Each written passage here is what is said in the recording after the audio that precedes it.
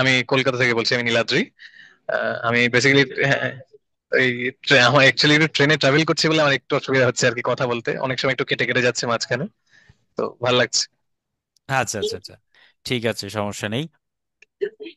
আচ্ছা, ঠিক আছে, আমরা শ্রীময়ী মুখার্জি, শ্রীময়ী মুখার্জি, আপনার যদি পসিবল হয় আপনি ইন্ট্রোডিউস ইউরসেলফ প্লিজ। নমস্কার, আমি শ্রীময়ী মুখার্জি। কলকাতা ঠিক নয়, কলকাতার পার্শ্ববর্তী অঞ্চলে হুগলি জেলা থেকে ক্লাস করছি। আমি অ্যাকচুয়ালি হাউসওয়াইফ, প্লাস আমি ট্যারোট রিডিং করি এবং আমি অ্যাস্ট্রোলজির ওপরে ডিপ্লোমা কোর্স করেছি, একটা প্রাইভেটে, কোনো সার্টিফিকেট ছাড়া। আর এছাড়া আর কিছু না, আমি এমএ পাশ করেছি ইংলিশে। ব্যাস। আচ্ছা আচ্ছা, থ্যাংক ইউ ভেরি মাচ। আচ্ছা, নমস্কার স্যার। হ্যাঁ, নমস্কার নমস্কার। আচ্ছা, আপনি যে ডিপ্লোমা করেছেন, মানে কোন প্রতিষ্ঠান থেকে যদি বলেন, মানে। আমি ডিপ্লোমা করেছি একজন প্রাইভেট স্যারের কাছ থেকে। নাম শ্রী সৌগত আচার্য, সৌগত দাস।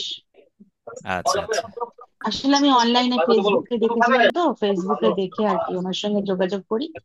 আমি প্রায় 1.5-2 বছর ওনার সঙ্গে অ্যাস্ট্রোলজির ক্লাসও করেছি এবং পামিস্ট্রির ক্লাসও করেছি। মানে ওনার আচ্ছা সব আচ্ছা উনি আর কি, মানে সেরম এরম ভাবে জুমে ক্লাস করেননি।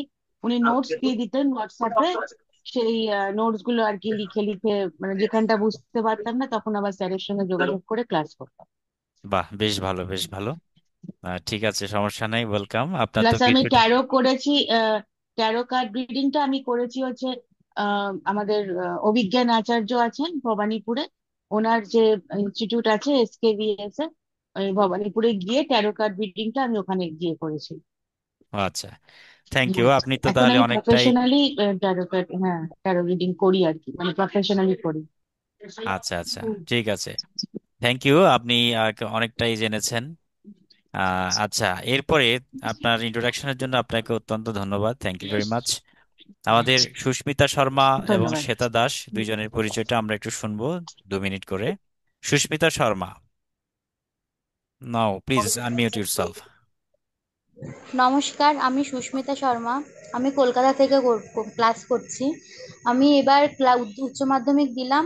এবার কলেজে উঠবো, নতুন স্টুডেন্ট।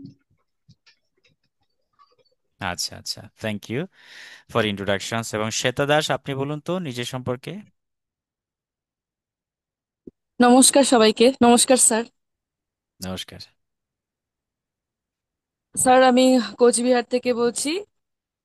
স্যার আমি ইংলিশ অনার্সে স্যার গ্রাজুয়েশন কমপ্লিট করেছি। তারপর স্যার এখানে আমার অনুপ্রবেশ এবং প্র্যাকটিস করছি।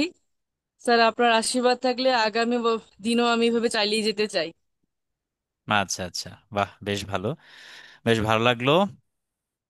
আচ্ছা, আমাদের আহ অভিজিৎ মন্ডল, অভিজিৎ বাবু এসছেন। আচ্ছা, আপনি সম্পর্কে নিজে একটু বলুন সবার সামনে। স্যার আমি 2 মিনিট পরে বলছি, একটু ব্যস্ত আছি। আচ্ছা, ঠিক আছে, সমস্যা নেই। আচ্ছা, যাই হোক, মোটামুটি আমি সবার একটা পরিচয় নিয়েছি। আহ, বেশ ভালো লাগছে। আচ্ছা, আমি কিছু আজকের বেসিক, আজকের ক্লাস বলতে আমরা আজকে বিগিনিংটা স্টার্ট করব, ওরিয়েন্টেশন ক্লাস, কিভাবে আমরা এগোবো, কিভাবে আমাদের সমস্ত লজিস্টিক সাপোর্ট গুলো আমরা পাবো, সেই বিষয়গুলো আমরা আজকে একটু ক্লিয়ার করে দেব। যাদের অনলাইনে ক্লাস করার অভিজ্ঞতা আছে তারা তো জানেনই, তারপরও সবার উদ্দেশ্যে আমি বলছি, আমাদের সবগুলো ক্লাস আমরা জুম অ্যাপসের মাধ্যমে নিয়ে থাকি, একদম সরাসরি লাইভ ক্লাস। সরাসরি ক্লাসে বসে যেমনটা আপনি এনজয় করতেন ঠিক তেমনটাই মনে হবে, যেভাবে আপনি ক্লাস করতেন অফলাইনে, হ্যাঁ, ক্লাসে সেভাবেই একটা ফিলিংস, একটা অনুভূতি আসবে। সেই অনুভূতিটা আমরা পেতে গেলে আমাদের কিছু ইনস্ট্রাকশন ফলো করতে হবে। প্রথমত, আমরা যেহেতু এটা একটা একটা অনলাইন মাধ্যম, অনলাইন মিডিয়া, তো সেক্ষেত্রে আমাদের কিছু কিছু প্রবলেম অনেক সময় চলে আসে। প্রথমত, অনেকের নেটওয়ার্ক প্রবলেম থাকতে পারে, কথাগুলো অনেক সময় কেটে কেটে আসে। তারপর অনেকে ভিডিওটা দেখা যায় না। অনেকে আবার দেখা গেল কি, যে আপনার হ্যান্ড রেজ অপশন, যে আমাদের যে অপশনস গুলো আছে এই ক্লাস করতে গিয়ে, যেমন মিউট আনমিউটের একটা ব্যাপার আছে। এটা আমাদের মোটামুটি একটু অভ্যস্ত হয়ে যেতে হবে। যেমন অনেকের বাসায় ক্লাস করতে গিয়ে হয়তোবা কিছু নয়েজ থাকতে পারে, যেহেতু ফ্যামিলিতে থাকি প্রত্যেকেই। তো সুতরাং সেই নয়েজগুলো যাতে ক্লাসের মধ্যে না আসে, কারণ ক্লাসটা একটা রেকর্ড করা হবে এবং এই রেকর্ডগুলো আপনার ফিউচারে আপনার অ্যাসেট হয়ে যাবে। এই রেকর্ডগুলো আপনি বারবার দেখবেন, শুনবেন, দেখবেন, প্র্যাকটিস করবেন। তো সেজন্য আমরা চেষ্টা করব যতটা নয়েজ রিডাকশন করা যায়, সেজন্য আমরা প্রত্যেকেই মিউট করে রাখবো। এবং কেউ যদি প্রশ্ন জিজ্ঞাসা করতে চান, তাহলে আমাদের এখানে রিয়্যাক্ট নামে একটা বাটন রয়েছে। সেখানে রেইজ হ্যান্ডস, অর্থাৎ হাত তোলা যায়। হাত তুলে আমি বুঝে নেব যে আপনারা কিছু একটা বলতে চাচ্ছেন। হ্যাঁ, তারপরে ধরলাম এরপরে আপনারা চাইলে চ্যাট বক্স আছে, সেখানে কোনো প্রশ্ন বা কোনো রকমের কিছু লিখতে পারেন। তো হ্যান্ড রেজ করলে আমি যখন আমার টপিকটা শেষ করব, তখন আমি আপনাদেরকে সুযোগ দেব কথা বলার, প্রশ্ন করার। আপনারা তখন প্রশ্নটা করবেন। এই হলো সিস্টেম। আর প্রত্যেকে চেষ্টা করব মিউট করে রাখার জন্য। আর আরেকটি বিষয়, লাইভ যেহেতু ভিডিওটা, যেমন আমি লাইভ নেওয়ার চেষ্টা করছি, অনেক সময় বিভিন্ন টেকনিক্যাল প্রবলেমের কারণে বা অনেক সময় আমরা ভিডিওটা অফ রাখি। তারপর আমরা চেষ্টা করব প্রতিদিন অন্তত কিছুক্ষণের জন্য হলেও যেন আমরা নিজেদেরকে একটু লাইভে নিয়ে আসি। তার অনেক কারণ রয়েছে। কারণ কি? সেটা হলো বৃহস্পতির একটা প্রভাব আমাদের জীবনে প্রতিনিয়ত আসতে থাকে। বৃহস্পতিকে বলা হচ্ছে সমস্ত গ্রহদের মধ্যে যিনি গুরু, বিশেষ করে দেবগুরু, তিনি হচ্ছেন বৃহস্পতি। তাহলে এই দেবগুরু বৃহস্পতি আমাদের টিচিং এর ভার বা আমাদের অধ্যাপনা, এই দায়িত্বটা তিনি নিয়েছেন। তো এই কারণে বৃহস্পতির শুভ আশীর্বাদ পেতে হলে আমাদের সরাসরি ইন্টারাকশন, ফেস টু ফেস কথা বলার মাধ্যমে আমরা আমাদের জ্ঞানগুলোকে ডেভেলপ করতে পারি, আমাদের স্কিলগুলোকে আমরা ডেভেলপ করতে পারি। এবং আমাদের ফেস টু ফেস ইন্টারাকশনের মাধ্যমে যে একটা ভাইব্রেশন, যে একটা ফ্রিকোয়েন্সি, এই ভাইব্রেশন ফ্রিকোয়েন্সির মাধ্যমে আমরা আমাদের প্রত্যেকটা বিদ্যাকে আমরা অর্জন করতে পারি। তো সেজন্য চেষ্টা করব আমরা যে সরাসরি আমরা লাইভের মাধ্যমেই একটা প্রফেশনাল লুক কিংবা একটা ফর্মাল ওয়েতে আমরা ক্লাসগুলো নেওয়ার জন্য, বা ফর্মাল ওয়েতে আমরা প্র্যাকটিস করার জন্য। ওকে, তো আশা করি সবাই বুঝতে পেরেছেন। আর আমাদের বিষয়টা বলি, আমরা আমাদের এই কোর্স, এটা টোটালি চলতে থাকবে, একটা কন্টিনিউয়াস প্রসেস। তো আমাদের প্রিভিয়াস কোর্স অনেক হয়েছে, এখনো চলছে, সামনেও চলবে। নানান রকমের বিভিন্ন টপিকের উপরে আমাদের অনেকগুলো কোর্স রয়েছে, ওয়ার্কশপ রয়েছে। তো এই যে কোর্সটা আপনারা যেখানে যুক্ত হয়েছেন, এটা নতুন একটা কোর্স এবং এই কোর্সটা ডিজাইন করা হয়েছে ভৃগুনন্দী নারী অ্যাস্ট্রোলজি প্লাস কিছু বেদিক থেকে কিছু রেমিডি আছে, এবং সেই রেমিডিয়াল ইস্যুসগুলো অনেক পরে আসবে। বাট বেসিকলি আমরা ভৃগুনন্দী নাড়ি কিভাবে প্র্যাকটিস করতে পারি আমাদের জীবনে, কিভাবে সেখানকার যে কোর নির্যাসটুকু রয়েছে, সেই নির্যাসটুকু কিভাবে আমরা পেতে পারি, তার জন্যই কিন্তু আমরা সবাই একসাথে হয়েছি। তো এখানে অনেকেই জ্যোতিষ বিদ্যাটা হয়তো আগে কিছুটা প্র্যাকটিস করেছেন, অনেকে কোর্স করে আসছেন, অনেকে একেবারেই বিগিনিং নিউ। তো সকলের জন্য একটি কথা, অ্যাস্ট্রোলজি হচ্ছে এমন একটা সাবজেক্ট, এমন একটা বিষয় যেটি নয় সায়েন্স, নয় আবার ফিলসফি। মানে আমরা বলতে পারি it's a combination of science and philosophy. অর্থাৎ জ্যোতিষবিদ্যা হচ্ছে একটা, ফিলসফি তো অবশ্যই রয়েছে, আমাদের এখানে একেবারে 80% ফিলসফি, আর বাকি 20% হচ্ছে সায়েন্স। এই দুটোরই একটা কম্বিনেশন হচ্ছে আমাদের এই অ্যাস্ট্রোলজি, অ্যাস্ট্রো সায়েন্স, যেভাবে বলে থাকুন। এবং এই বিদ্যার সাথে অকাল্ট সায়েন্স অনেকে বলে থাকে, বা আমাদের স্পিরিচুয়ালিটিরও একটা কানেকশন রয়েছে। কারণ দেখুন, আপনি যদি জ্যোতিষ শব্দটাকে একটু ভাগ করেন, মানে একটু ডিভাইড করেন, ওয়ার্ডটাকে যদি আপনি একটু অ্যানালাইজ করেন, তাহলে দেখতে পাবেন দুটো শব্দ, একটা হলো জ্যোতি এবং আরেকটা হচ্ছে ঈশ।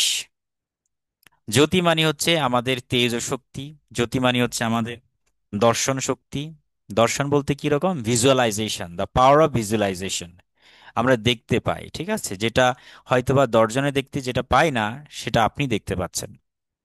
সো এই জন্য এটাকে বলা হচ্ছে, এটা ফিলোসফিক্যাল ডেপথ অত্যন্ত, মানে খুব স্ট্রং, দার্শনিক একটা গভীরতা কিন্তু সেক্ষেত্রে রয়েছে।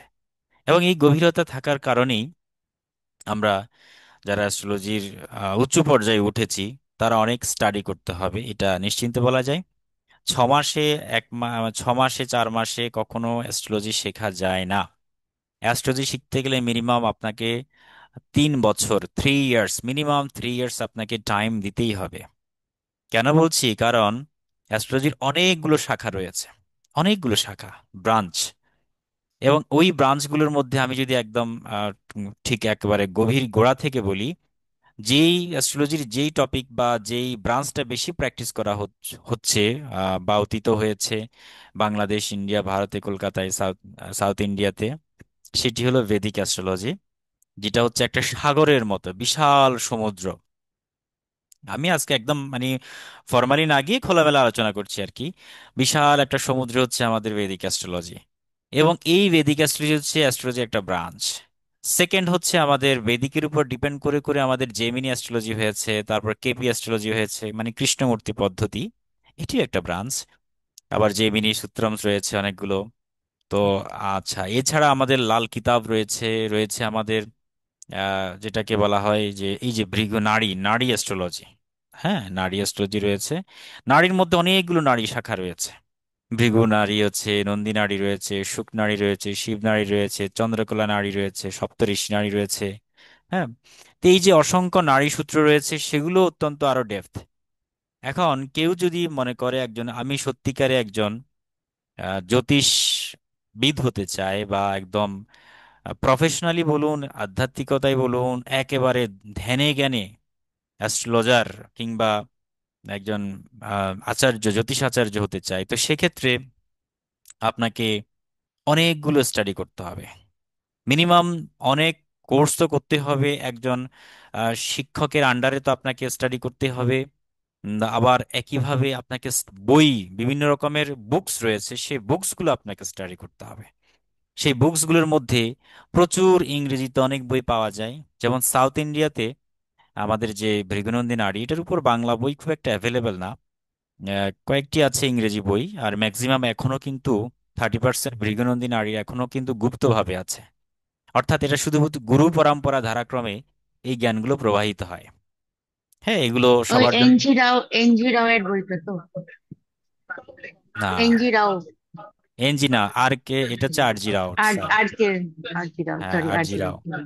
আর জি রাও স্যার হচ্ছেন ভৃগুনন্দী নারীর মূলত মুখ্য প্রচারক আর কি, সাউথ ইন্ডিয়াতে, তামিলে। এবং উনি এটাকে এস্টাবলিশ করেছেন একদম। উনি বিখ্যাত একজন গুরু ছিলেন, জ্যোতিষ গুরু। তো তিনি এটাকে এক্সপান্ড করেছেন। কেমন? কিন্তু এই ভৃগু নাড়ি হচ্ছে অনেক প্রাচীন, অনেক প্রাচীন এগুলো। ভৃগু ঋষি সম্পর্কে তো সবাই শুনেছেন, শুনেছেন তো সবাই। হ্যাঁ, ভৃগু, হ্যাঁ।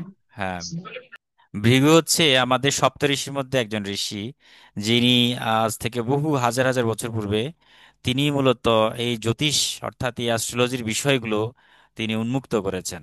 এগুলো তিনি আহ, দেখে দর্শন করেছেন এবং সেগুলোকে প্রচার করেছেন। ভৃগু সংহিতা নামে একটি গ্রন্থ আছে ওনার। তারপর বিভিন্ন পুরাণগুলো আছে, সেখানে অনেক সূত্র পাওয়া যায়, অনেক রেমেডি পাওয়া যায়, প্রতিকার পাওয়া যায়। আবার একইভাবে পরাশর ঋষির, ভৃগু ঋষির আরো প্রায় 2 জেনারেশন পরে এই পরাশর ঋষি এসেছেন। তিনি এসে পরাশরী হোরাশাস্ত্র নামে এই বের করেছেন। তো তিনি মূলত বৈদিক অ্যাস্ট্রোলজিটার উপরে ভিত্তি করে তৈরি করেছেন। এরপরে আমরা জানি যে কৃষ্ণমূর্তি, তিনি এসে আবার বৈদিক অ্যাস্ট্রোলজি এবং ওয়েস্টার্ন অ্যাস্ট্রোলজি, দুটো অ্যাস্ট্রোলজিকে কম্বাইন করে দেখতে পেলেন যে আরো কিভাবে নিখুঁত প্রেডিকশন করা যায়। সেজন্য তিনি কৃষ্ণমূর্তি বা কেপি সিস্টেম উদ্ভাবন করেছেন। এবং এই কেপি সিস্টেম ছাড়া আবার সাউথ ইন্ডিয়াতে দেখা হলো কি, ভৃগুনাড়ি এবং নন্দী উপরে ভিত্তি করে আপনার এই আরজিরাও স্যার তিনি ভৃগুনাড়ি বা বিএনএন প্রক্রিয়া বা সিস্টেমকে উন্মুক্ত করেছেন। এছাড়া আরো অনেক রয়েছে, যেমন রয়েছে আমাদের পঞ্চপক্ষী সূত্রম রয়েছে। পঞ্চপক্ষী হচ্ছে মূলত রেমিডিয়াল একটা বিষয়, তন্ত্র। আবার নিউমোলজি, সংখ্যাতত্ত্ব রয়েছে, পালমিস্ট্রি রয়েছে, হস্তরেখা রয়েছে, বাস্তু রয়েছে, তাই না? এগুলো বিভিন্ন ব্রাঞ্চ অ্যাস্ট্রোলজির। এখন প্রত্যেকটা টপিকের উপর, প্রত্যেকটা ব্রাঞ্চের উপর আপনি যদি এক্সপার্ট হতে চান, দক্ষ হতে চান, এবং যদি জ্ঞানী হতে চান, তাহলে আপনাকে মিনিমাম 5 ইয়ার্স তো এগুলো নিয়ে স্টাডি করতেই হবে। 5 ইয়ার্স, 6 ইয়ার্স আপনাকে স্টাডি করতে হবে। একটি অনার্স করতে গেলে 4 বছর লাগে। 4 বছর একটা অনার্স সম্মান ডিগ্রি, এরপর 1 বছর মাস্টার্স করে তো আমরা আমাদের গ্রাজুয়েশন শেষ করি। একইভাবে যদি আপনি এই বিষয়ে গ্রাজুয়েশন নিতে চান, তাহলে আপনাকে মিনিমাম 5 ইয়ার্স দিতে হবে যদি সকল ব্রাঞ্চ নিয়ে আপনি স্টাডি করতে চান। যেমন ট্যারো আছেন, এই যে শ্রীময়ী মুখার্জি আপনি ট্যারোট করছেন, ট্যারো, তাহলে ট্যারো এটা একটা অ্যাস্ট্রোলজিক্যাল ব্রাঞ্চ, এটা একটা সিস্টেম। আবার ওয়েস্টার্নের মধ্যে আমরা সেখানেও কিছু মডার্ন অ্যাস্ট্রোলজি রয়েছে। আবার অনেকে নতুন নতুন উদ্ভাবন করছে, নতুন নতুন সিস্টেমকে অনেকেই উদ্ভাবন করছে। যারা রিসার্চ লেভেলে অ্যাডভান্সড অ্যাস্ট্রোলজি চোখ করছেন তারা এগুলো নিয়ে প্রতিনিয়ত রিসার্চ করছে।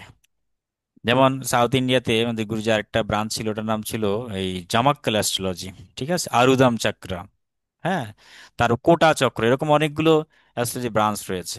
সেগুলো বিভিন্ন ক্ষেত্রে বিভিন্ন রকমের ইউজ করা হয়। মান্ডেন অ্যাস্ট্রোলজি নামে একটা অ্যাস্ট্রোলজি রয়েছে, যেটি বিশেষ করে আমাদের একটা দেশের পরিস্থিতি, ভূমির পরিস্থিতি, বিশ্ব পরিস্থিতি, এগুলোকে জাজ করার জন্য এই মান্ডেন অ্যাস্ট্রোলজিটাকে ব্যবহার করা হয়ে থাকে।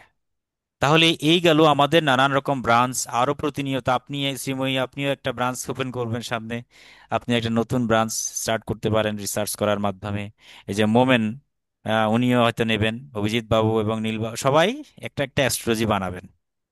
তাহলে এই অ্যাস্ট্রোলজিগুলো তৈরি করতে গেলে আমাদের স্টাডি করার বিকল্প নাই, বই পড়া রোমো ছাড়া কোনো বিকল্প নেই। প্রতিনিয়ত আমাদের স্টাডির মধ্যেই রাখতে হবে। দেশি বিদেশি নানান বই কালেকশন থাকতে হবে, পড়াশোনা করতে হবে, রিসার্চ করতে হবে। তাতে করে কি হবে, আপনার ভেতরে সেই জ্ঞানটা ধীরে ধীরে আরো অনেক ডেপথে আপনি যেতে পারবেন। যত চর্চা করবেন তত প্রফেশনালি এটাকে গ্রহণ করতে পারবেন। এখনো প্রচুর অনেক নিয়ম কানুন রয়েছে। আমরা তো এগুলো তো আমরা আসলে ছোটবেলায় হয়তো বা অনেকেই দেখেছি, আচার্যরা আসতেন বাড়িতে গণনা করার জন্য, সবাই খুব রেসপেক্ট করতো তাদেরকে।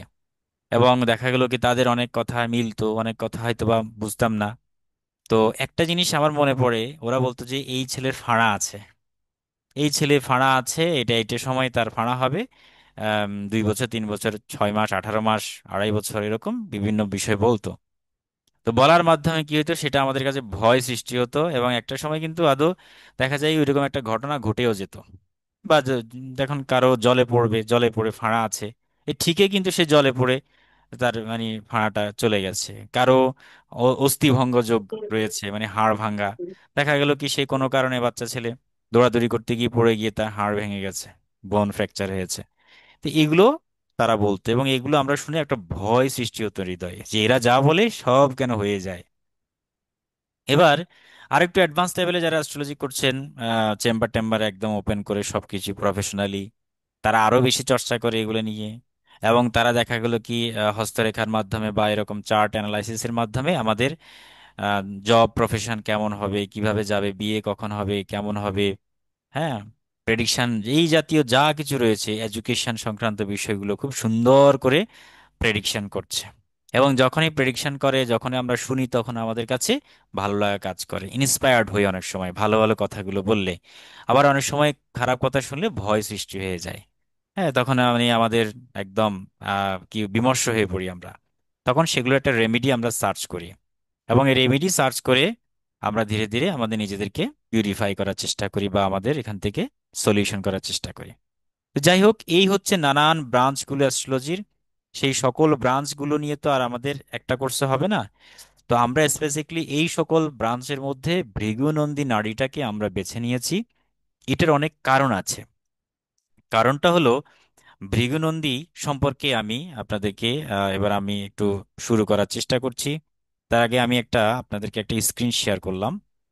আহ, আশা করি সবাই দেখতে পাচ্ছেন। ওকে, সো হোয়াট ইজ ভৃগুনন্দী নাড়ি? দ্য ফার্স্ট থিং দ্যাট, আমরা যে ঋষিটাকে দেখতে পাচ্ছি সেই ঋষির নাম হচ্ছে ভৃগু ঋষি। এবং ওনাকে ভৃগু ঋষি হচ্ছে এমন একজন ঋষি, সপ্ত ঋষির মধ্যে একজন ঋষি, যিনি অত্যন্ত পণ্ডিত, এবং উনি আহ, অনেক যোগকথা, ধ্যান ধারণা নিয়ে অনেক রকমের সূত্র আমাদেরকে দিয়ে গেছেন। ভৃগু সংহিতা যদি পড়েন সেখানে অনেকগুলো পাবেন। তারপর গর্গ সংহিতা, এগুলো কিন্তু মূলত অ্যাস্ট্রোলজিক্যাল অনেক কিছু পাওয়া যায় সেখানে। গর্গ সংহিতা, তারপরে যে ভৃগু সংহিতা, বরাহ, বরাহ মিহিরের বরাহ সংহিতা।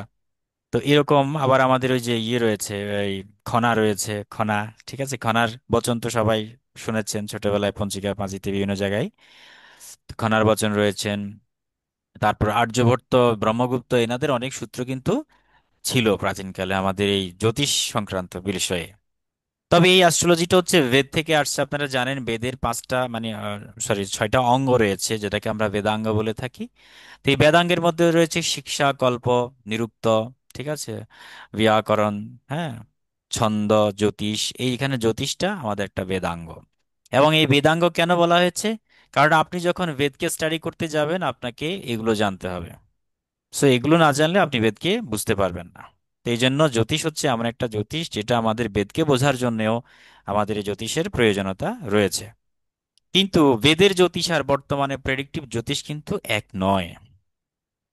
বেদোক্ত যে জ্যোতিষের কথা বলা হয়েছে সেটা ছিল সম্পূর্ণভাবে মুহূর্ত গণনা, মানে timing moment analyse, analysing of moment, অর্থাৎ কোন মুহূর্তে আমার যজ্ঞটা করতে হবে, কোন মুহূর্তে আমার পুজো পার্বণ বা এই ধরনের অসপিশিয়াস যে বিষয়গুলো রয়েছে, শুভ কাজ কোন মুহূর্তে করলে আমার জন্য ভালো হবে, এটাকে আমরা বলি মুহূর্ত বিচার বা মুহূর্ত গণনা। সেই মুহূর্তটা বের করার জন্য তৎকালীন সময়ে তারা আকাশে, মহাকাশে গ্রহ নক্ষত্রকে বিচার করে একটা সুন্দর টাইমিং বের করত। এবং ওই টাইমিং এর মধ্যে যদি ওই পুজোটা বা ওই কাজটা করা হয় তাহলে তার সাকসেস রেটটা অনেক বেশি হয়। এই ধরনের কাজের জন্যই বেদিক অ্যাস্ট্রোলজিটাকে ব্যবহার করা হতো। কিন্তু কালক্রমে আমাদের আর্য ঋষিরা তারা দেখতে পেল যে এই জ্যোতিষটাকে যদি আমরা আমাদের প্রাত্যহিক জীবনে, মানব জীবনে এটাকে যদি আমরা ব্যবহার করে থাকি, তাহলে আমাদের জীবনেও কিন্তু অনেক শুভ অশুভ অনেক কিছুই ইভেন্ট আমরা বুঝতে পারি। আমরা কারো অতীতকে অ্যানালাইসিস করে আমরা ফিউচার প্রেডিক্ট করতে পারি, বা ফিউচারে কি হচ্ছে না হচ্ছে সেটা যে আগে থেকে কিছুটা অনুমান করতে পারলে ভালো। অশুভ জিনিসগুলোর জন্য তো আমরা সবাই রেডি, কিন্তু অশুভ জিনিসগুলোর জন্য আমরা কিন্তু কেউই চাই না অশুভ জিনিসটা ঘটুক। তাই অশুভ বিষয়গুলো জেনে ফেললে তখন আপনি আগে থেকে যদি একটি রেমেডি নিয়ে নেন, হ্যাঁ, তাহলে আপনার জন্য সেই অশুভত্বটা অনেকটা কমে যায়। তো সেই জন্য এই জ্যোতিষের ভূমিকাটা অত্যন্ত বেশি। এখনো আমাদের সমাজে ছোট বাচ্চা টাচ্চা হলে প্রত্যেকেই কিন্তু তার জন্ম কুষ্ঠী কুণ্ডলী তৈরি করেন একজন আচার্যকে দিয়ে, এবং তার একটা বেসিক প্রেডিকশন তারা জেনে নেন সুবিধা অসুবিধা। তারপরে বড় হলে আরো বিস্তারিত সে জানতে পারে। তাহলে এই প্রথাটা এখনো কিছু কিছু সমাজে আছে। তবে এখনো কিছু কিছু সমাজে এটা নেই, কিছু কিছু অঞ্চলে, বাংলাদেশের কথা বলছি, কিছু কিছু অঞ্চলে এখনো তারা কোনো কুষ্ঠি বিষয়টা বিলিভ করে না, বা কুষ্ঠি নির্মাণও করে না, বা এটা নিয়ে খুব একটা মাথা ব্যথা নেই। ঠিক আছে, কিন্তু ভারতে প্রচুর এটার একটা প্রচলন রয়েছে। সাউথ ইন্ডিয়াতে খুবই দারুণ দারুণ প্রেডিকশন হয়, দারুণ দারুণ বিষয়গুলো হয় এগুলো নিয়ে। ঠিক আছে, এভাবে চলছে। তো যাই হোক, ভৃগু নন্দী নাড়ি, দেখুন এখানে আমাদের দুই রকমের নাড়ি জ্যোতিষ এখানে আর রয়েছে। এক হলো ভৃগু আর একটা হচ্ছে নন্দী। নন্দী নন্দিকেশ্বর ঋষি থেকে নন্দী নাড়িগুলো এসছে, আর ভৃগু ঋষি থেকে ভৃগু নাড়ি আসছে। তাহলে এই নাড়ি বিষয়টা কি? দেখুন আমাদের শরীরে না 72,000 নাড়ি রয়েছে। তার মধ্যে তিনটা প্রধান নাড়ি সবাই জানেন, এগুলো যদি বা তন্ত্র বা যোগমার্গের কথা। সেই তিনটা নাড়ির মধ্যে একটা হচ্ছে ইড়া, পিঙ্গলা এবং সুষুম্না। আদাব স্যার, আদাব। আদাব আদাব। স্যার হ্যাঁ আমার একটা বলুন। প্রশ্ন ছিল, সেটা হলো ভৃগুনন্দী নারী আর নারী জ্যোতিষ দুইটা কি একই নাকি আলাদা? দারুণ প্রশ্ন করেছেন। আচ্ছা, ভৃগুনন্দী নারী আর একটা হচ্ছে শুধু নারী। আচ্ছা, শুধু নারী হচ্ছে আমরা নারী বিভিন্ন রকমের নারী কারকাংশগুলোকে ব্যবহার করা হয়ে থাকে। যেমন আমি একটু আগে বলেছিলাম শিব নারী রয়েছে, তারপরে আমাদের চন্দ্রকলা নারী রয়েছে, সপ্তর্ষি নারী রয়েছে, অনেক রকমের নারী সূত্র রয়েছে। এই নারীটা হচ্ছে অ্যাকচুয়ালি একটু সূক্ষ্ম। সূক্ষ্ম বলতে কিরকম? যেমন আমরা যদি সূক্ষ্ম থেকে সূক্ষ্ম স্তরে যাই এটাকে আমরা কোয়ান্টাম স্তর বলে থাকি।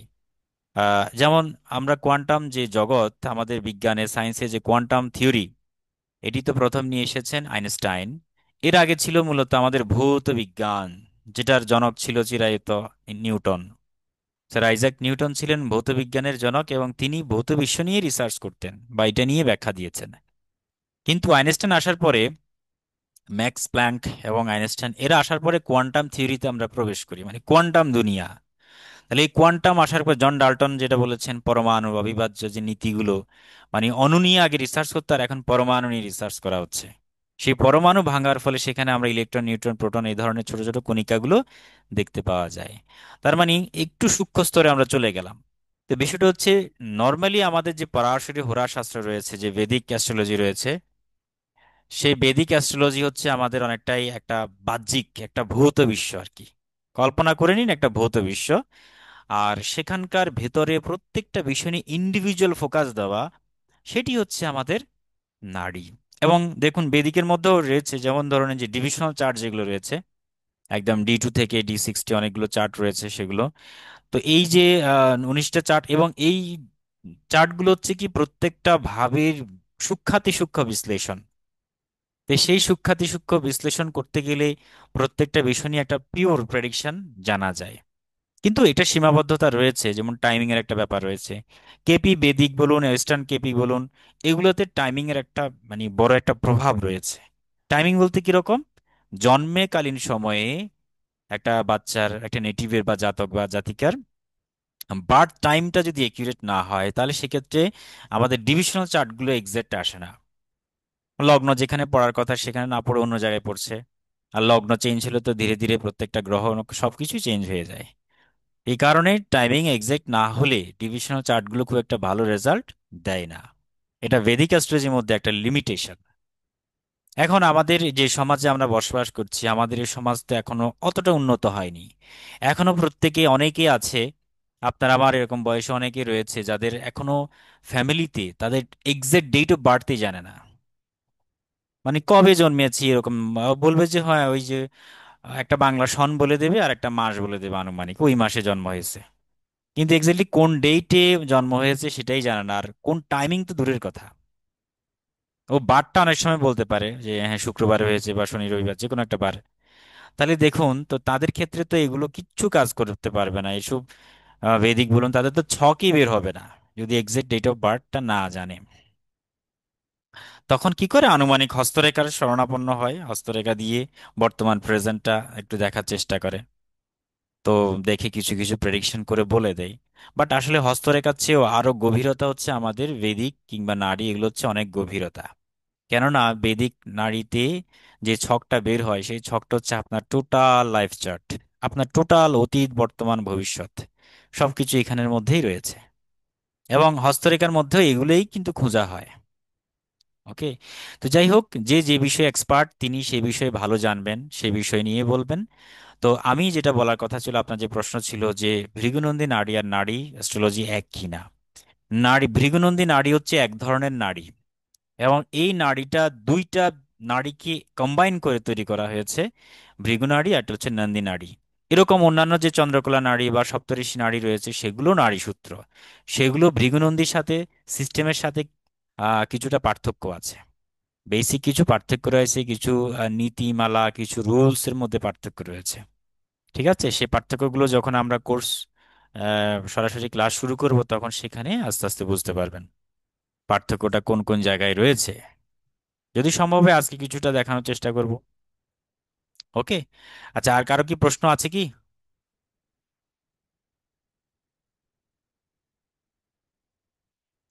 প্রশ্ন যদি না থেকে থাকে তাহলে আমি কন্টিনিউ করছি।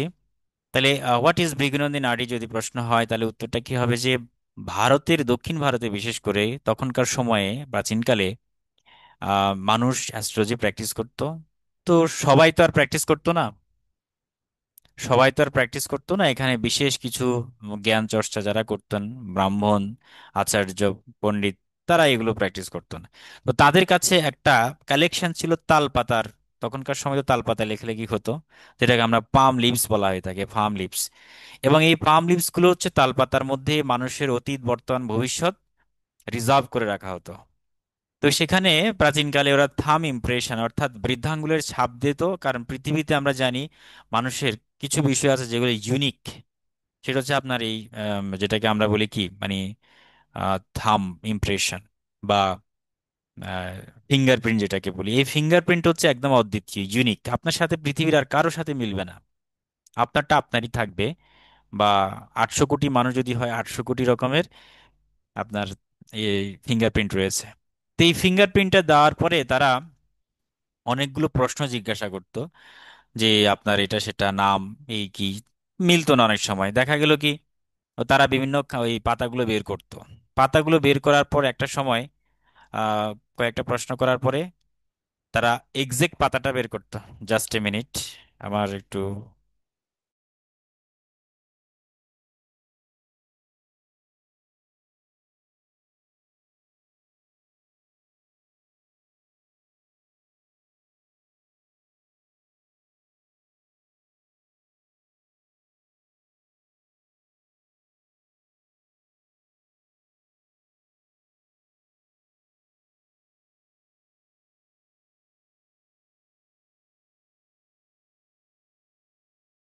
ওকে, সরি। আচ্ছা, যা বলছিলাম যে, তো এখানে তালপাতাগুলোর মধ্যে দেখা গেল কি, দুই একটা তালপাতা ওঠাতে একটা সময় তার অনেকগুলো তার জীবন ও পাস্ট লাইফ সম্পর্কে সে খুব সুন্দরভাবে সেখানে বেরিয়ে আসে সব ধীরে ধীরে। প্রথমে দুই একটা প্রশ্ন মিলে না, এরপরে যখন তার এক্সাক্ট লোকেশনটা, তার ফ্যামিলিয়ার পরিচয়, গোত্র পরিচয়, তার অতীত জীবন কেমন ছিল বা বর্তমান কেমন যাচ্ছে, ফিউচার কেমন হবে, এই যে নানান বিষয়গুলো কিন্তু এই নাড়ি সূত্র থেকে মূলত পাওয়া যায়। এটা হচ্ছে নাড়ি সূত্র। তো ভৃগু নাড়িও ছিল এরকম টাইপ, এবং নন্দী নাড়িও ছিল এরকম, সকল নাড়িগুলো এরকম ছিল, তালপাতায় কালেকশন করা হতো।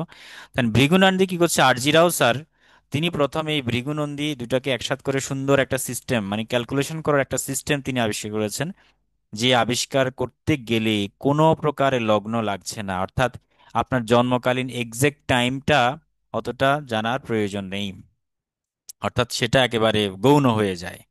কারণ অনেক সময় অনেকের সঠিক টাইমটা বলতে পারে না। তখন তিনি দেখলেন যে যদি যাদের টাইম জানা নেই, তারা কিভাবে এক্সাক্ট প্রেডিকশন নিতে পারে বা অ্যাকুরেট প্রেডিকশন করতে পারে। সেজন্য তিনি এই ভৃগুনন্দী দুটোকে কম্বাইন করে খুব সুন্দর একটা সিস্টেম উদ্ভাবন করেছেন, যেটা নাম দিয়েছেন ভৃগুনন্দী নাড়ি। ঠিক আছে। এবং এই ভৃগুনন্দী নাড়িটা প্রথমে ভারতবর্ষেই প্রচলিত ছিল, শুধু দক্ষিণ ভারতের মধ্যে। এটা খুব একটা চর্চা আমাদের বাংলাতে খুব একটা ছিল না, কলকাতাতেও ছিল না, বাংলাদেশে তো নাই। তো এখন বর্তমানে যারা একটু ওখানে কোর্স করেছে, এবং এই ভৃগুনন্দী নাড়ির বইগুলো কিন্তু হয় তামিল ভাষায় রচিত হতো, ম্যাক্সিমাম তামিল ভাষায়, আর কিছু কিছু স্যার নিজেই ইংরেজি ভাষায় মোটামুটি সবার জন্য দিয়ে দিয়েছেন। যেমন এই যে আমার এই যে যে বইটা আপনারা দেখতে পাচ্ছেন এখানে বাম দিকে, ভৃগুনন্দী নাড়ি, এটা কিন্তু আরজি রাও স্যারের লেখা। এখানে কি দেওয়া আছে, এখানে হচ্ছে উনি বিভিন্ন ছকগুলো ক্যালকুলেশন করে যে প্রেডিকশনটা করে গিয়েছেন সেগুলি লেখা আছে এই বইটাতে। এটা ছিল ওনার মূল বই। এছাড়া উনি প্রায় আরো 7-8টার মতো এরকম ইংরেজি বই লিখেছেন, আবার কিছু বই লিখেছেন তামিল ভাষায় রচিত। এবং সেই তামিল ভাষায় কিছু সূত্র আছে যেগুলো ইংরেজি ভাষায় উনি প্রকাশ করেননি। 30% উনি নিজের কাছে রেখে দিয়েছেন। উনি শুধু গুরু পরম্পরা ধারায় এগুলো দিয়েছেন। তো যাই হোক, এই যে ভৃগুনন্দী নাড়িটা এখন বর্তমানে জনপ্রিয় হচ্ছে ধীরে ধীরে, বিশেষ করে কলকাতায় হয়তোবা অনেকে, বাট ওরকম শিক্ষক খুব কম কলকাতায় যারা পড়াচ্ছেন, বাংলাদেশও কম। আমার মনে হয় না বাংলাদেশে কেউ এটি এখনো পড়ায়। তো আমি প্রায় বছর খানেক হলো, 2 বছর এটা শুরু করেছি। এবং এইটার উপরে বাংলাদেশে কেপিটাও খুবই কম চলছে, কেপিও দুই একজন করছেন, আর নারী তো শুরু করেছি। তো এই হচ্ছে আমাদের টোটাল সিস্টেম। অনেকে নারী থেকে কিছু জিনিস নেয়, আবার ওই বেদিক যারা অ্যাস্ট্রোলজার তারা নারী থেকে কিছু সূত্র নিয়ে থাকে। হুম। তো সেগুলো তারা অ্যাপ্লাই করে। তো এখন বিষয়টা হচ্ছে কি, বর্তমান যুগে ম্যাক্সিমাম প্রফেশনাল অ্যাস্ট্রোলজাররা বিভিন্ন ব্রাঞ্চ থেকে বিভিন্ন সূত্র নিয়ে নিয়ে তারা নিজেরাই নিজেদের মতো করে প্র্যাকটিস করছেন। হ্যাঁ, কেউ এখানে পিওর বলতে পারবে না যে আমরা পিওর ভৃগুনন্দী নাড়ি নাড়ি প্র্যাকটিশনার্স। আবার কেউ বলতে পারে আমি একদম পিওর কেপি করছি, বা কেউ বলবে না পিওর বেদিক করছি। এই কারণেই, কারণ কারণ কি, এক একটা বিষয়ের জন্য এক একটা জায়গায় খুব ভালো নিখুঁত প্রেডিকশন পাওয়া যায়। যেমন ধরুন, আমরা দেখতাম যে আমাদের ছোটবেলায় যখন গলায় কাঁটা আটকাতো, হোমিওপ্যাথি খেতাম। হোমিওপ্যাথের একটা ওষুধ 1 ডোজ খেলে দেখা গেল কি, মানে গলার কাঁটাটা চলে যেত। তা এখন এইটা অ্যালোপ্যাথিক আমরা কখনো খেতাম না, আমরা ছোটবেলা থেকে বিশ্বাস তৈরি হয়ে গেছিল যে গলায় কাঁটা মানে হচ্ছে হোমিওপ্যাথি, আর বাকি সব ক্ষেত্রে অ্যালোপ্যাথিক। তো এই জন্য এক একটা বিষয়ের জন্য এক একটা সাবজেক্ট, এক একটা বিদ্যা অত্যন্ত ভালো কাজ করে। যেমন ধরুন, এই যে শুধু তাই নয়, আমাদের যে আঁচিলের সমস্যা, এই নানানগুলো বিষয়ে আবার হোমিওপ্যাথিক ভালো কাজ করে, শরীরে যে আঁচিল ওঠার বিষয়গুলো।